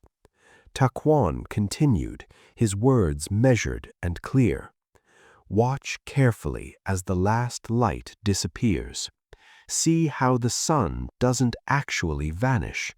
It simply moves beyond our ability to see it. What we call sunset isn't the sun's death, but simply the sun expressing itself differently. The same energy that gave us daylight continues burning, just not in a way our eyes can perceive from this position. He paused to let this observation settle, then continued. This is the first teaching about endings. What appears to cease has often simply transformed into something our current perspective cannot perceive. Death looks like ending only from the limited viewpoint of the dying form. From a larger perspective, what dies is only the particular expression, not the energy that animates that expression. One of the younger students, a woman named Hana, who had been with the community for only a few months, raised her hand hesitantly. But Roshi, surely death is different from sunset. The sun will rise again tomorrow, but when a person dies, they don't return the next morning. Taquan smiled at this question, appreciating its directness. You're right that the form doesn't return, just as yesterday's sunset doesn't return. Each day's ending is genuinely unique, genuinely final. Yesterday's particular expression of light is gone forever. But the sun itself continues, and tomorrow it will create an entirely new sunset, similar to yesterday's, but not identical to it. In the same way, when a person dies, that particular form doesn't return. Your mother who died is not coming back as the woman you knew. But the consciousness that expressed itself through her form continues, and it will express itself in new forms, just as the sun continues to create new days after each night's darkness. Another student, Kenzo, who had been practicing for many years, asked a deeper question. But Roshi, how can we be sure that consciousness continues after death? We can see the sun continuing beyond sunset, but we cannot see consciousness continuing beyond the death of the body. Taquan's response revealed the fruit of his decades of contemplation.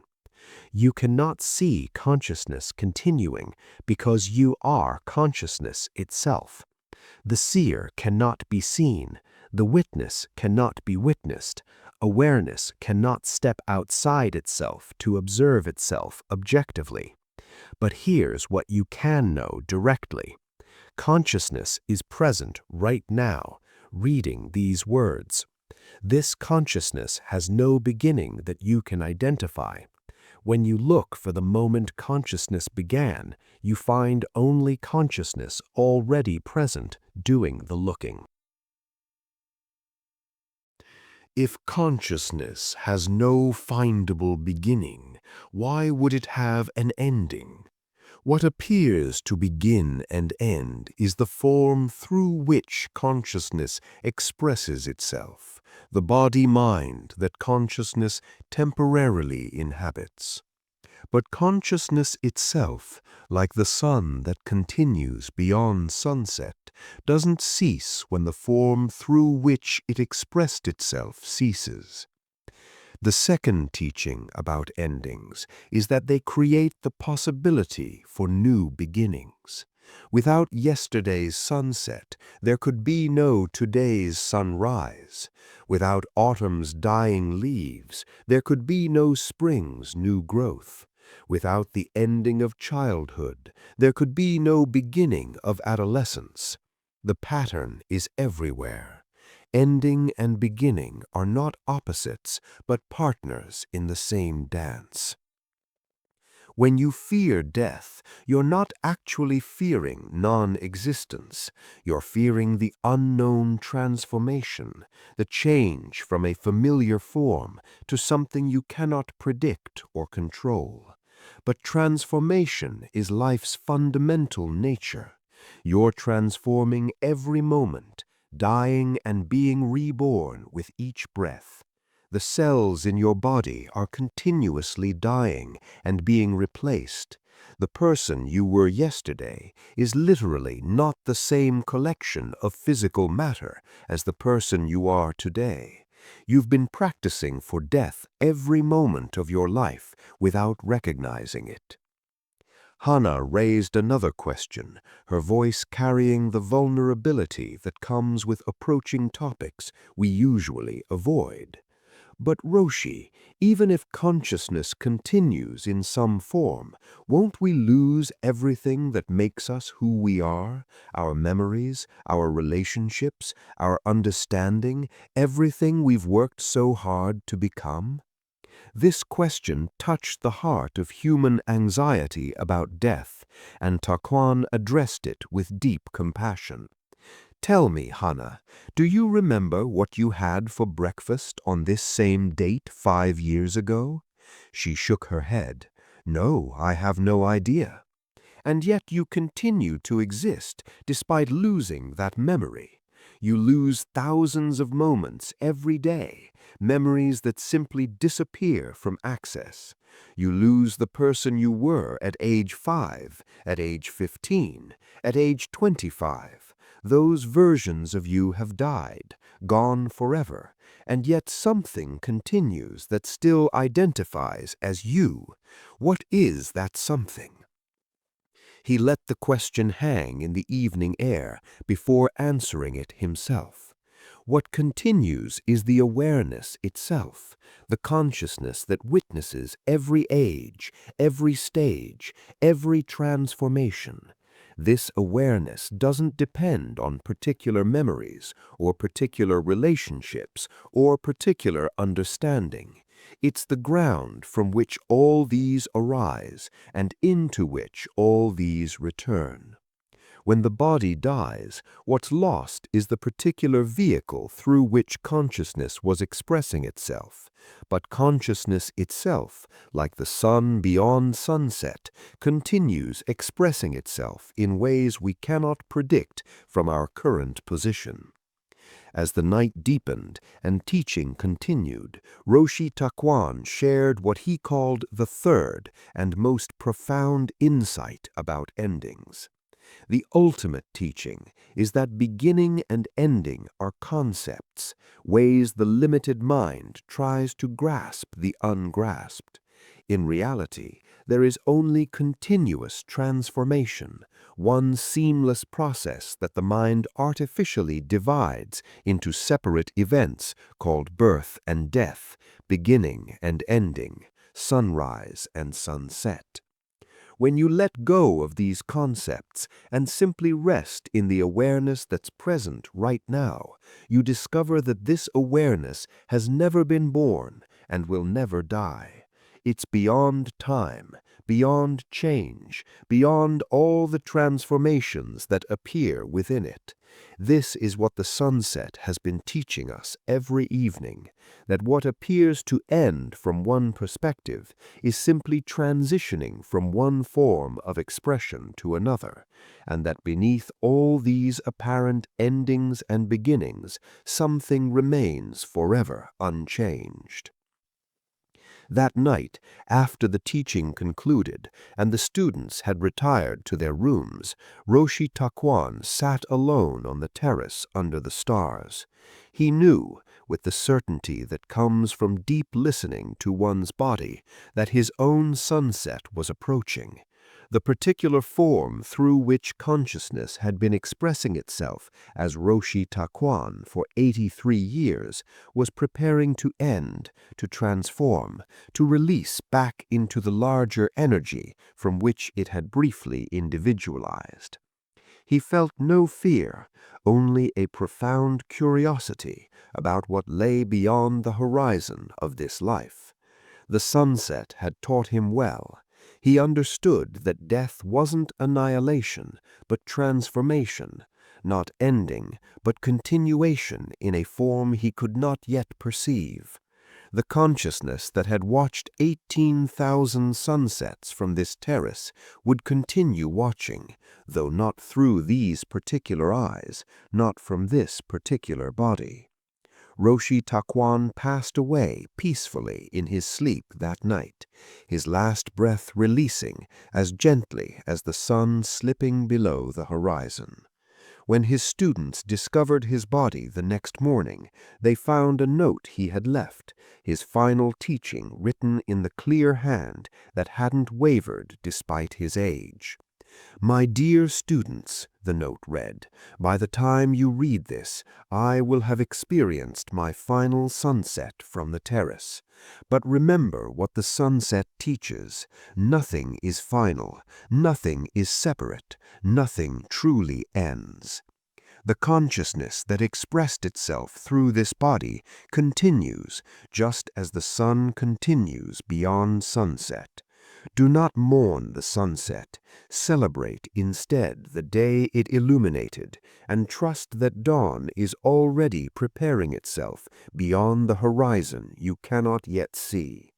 Continue the practice of meeting each ending with reverence, for in honoring endings you participate in the sacred cycle that makes all new beginnings possible. With endless love, Takuan." This teaching about the last breath of evening speaks to humanity's deepest fear and greatest mystery, death itself. The ending we know is coming, but cannot fully imagine or prepare for. We live in a culture that treats death as the ultimate enemy, something to be avoided, denied, or defeated through medical technology. We speak of death as passing away, losing someone, or departure, using euphemisms that reveal our discomfort with the reality of ending. But the sunset practice offers a different relationship with endings. What if death isn't the opposite of life, but simply another transformation within the larger process of existence? What if consciousness, like the sun, continues beyond the horizon where our current perspective can no longer perceive it? What if the fear we feel about death comes not from any actual threat, but from our attachment to remaining in this particular form, expressing through this particular body? Consider your own relationship with endings. Do you resist them, fighting against every change, trying to make pleasant experiences last forever? Do you treat endings as failures, losses, defeats in your struggle to keep everything exactly as you want it?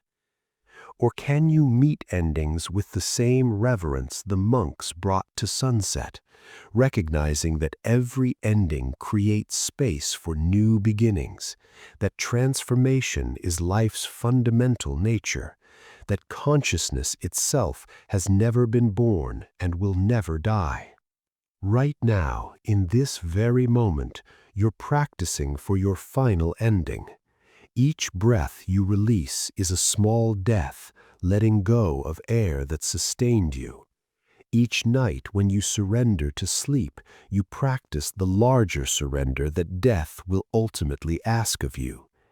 Each transition you navigate, whether from one stage of life to another or one mood to another, is teaching you about the continuous transformation that makes existence possible. The practice is to bring awareness to endings rather than avoiding them, to notice how this moment is ending even as you read these words, giving way to the next moment in endless succession.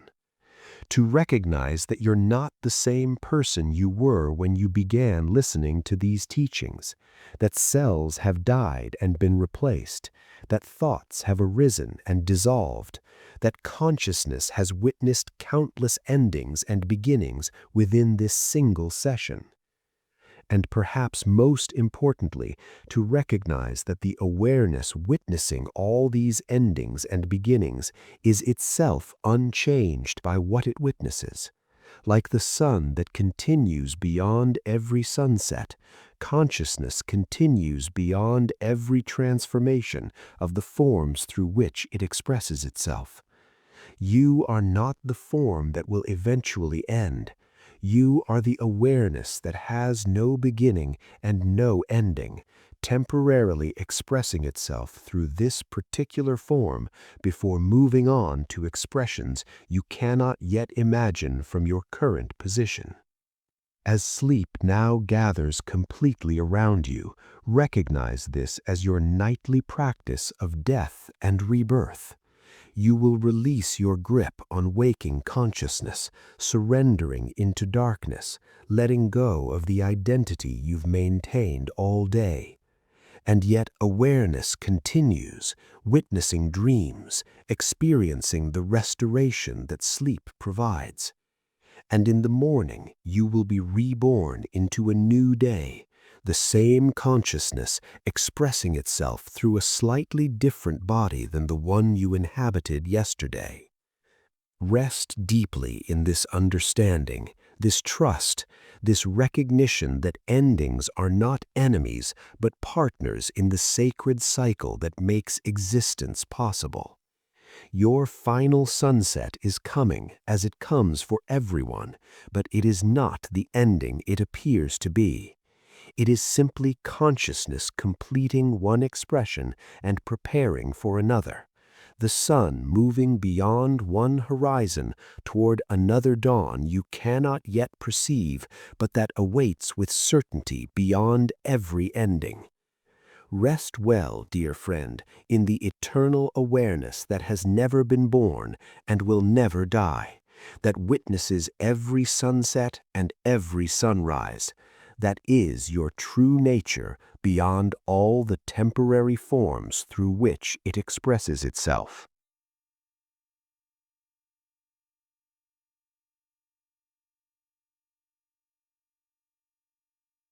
As our long journey through these ancient teachings comes to rest, like the settling of still water after ripples have passed, remember that the wisdom you've encountered tonight hasn't been separate from you, requiring acquisition or achievement. These stories have simply been mirrors reflecting back what you already know in the deepest chambers of your consciousness. The garden taught you about letting go of control while not abandoning care. The bell revealed the truth is larger than any single perception. The water carriers showed you that presence transforms ordinary moments into sacred practice. The stone Buddha demonstrated stability within change. The tea master's broken bowl illuminated the precious nature of impermanence. The bridge connected what seemed forever divided. The candle proved that wisdom multiplies rather than divides when shared. The empty sky reminded you that spaciousness is capacity, not lack. The river showed you that you're already home in the ocean you seek. The beggar revealed gratitude as the practice that transforms poverty into wealth. The moon taught you that separation is illusion and unity is fundamental.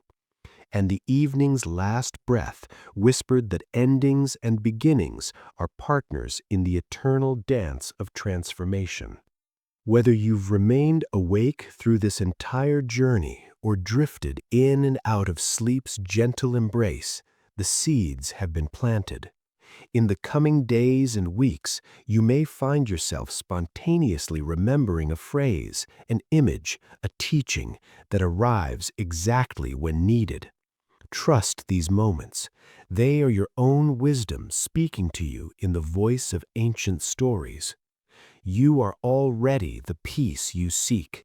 You are already the awareness that remains unchanging while all conditions change.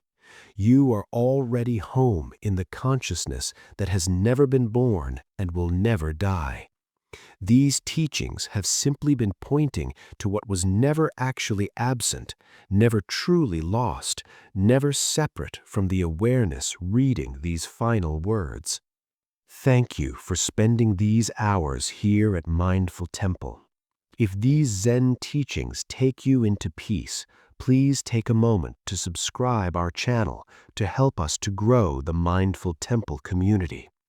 May you carry this peace with you wherever you go, knowing that the greatest treasure isn't somewhere you need to travel to find, but the consciousness you've been looking through all along. Rest deeply now in the knowing that you are held by something larger than any problem, more stable than any circumstance, more permanent than any change. You are the sky that holds all weather, the ocean that contains all rivers, the awareness that witnesses all experience while remaining forever untouched by what it witnesses. Sleep well, dear friend, in the infinite embrace of your own true nature.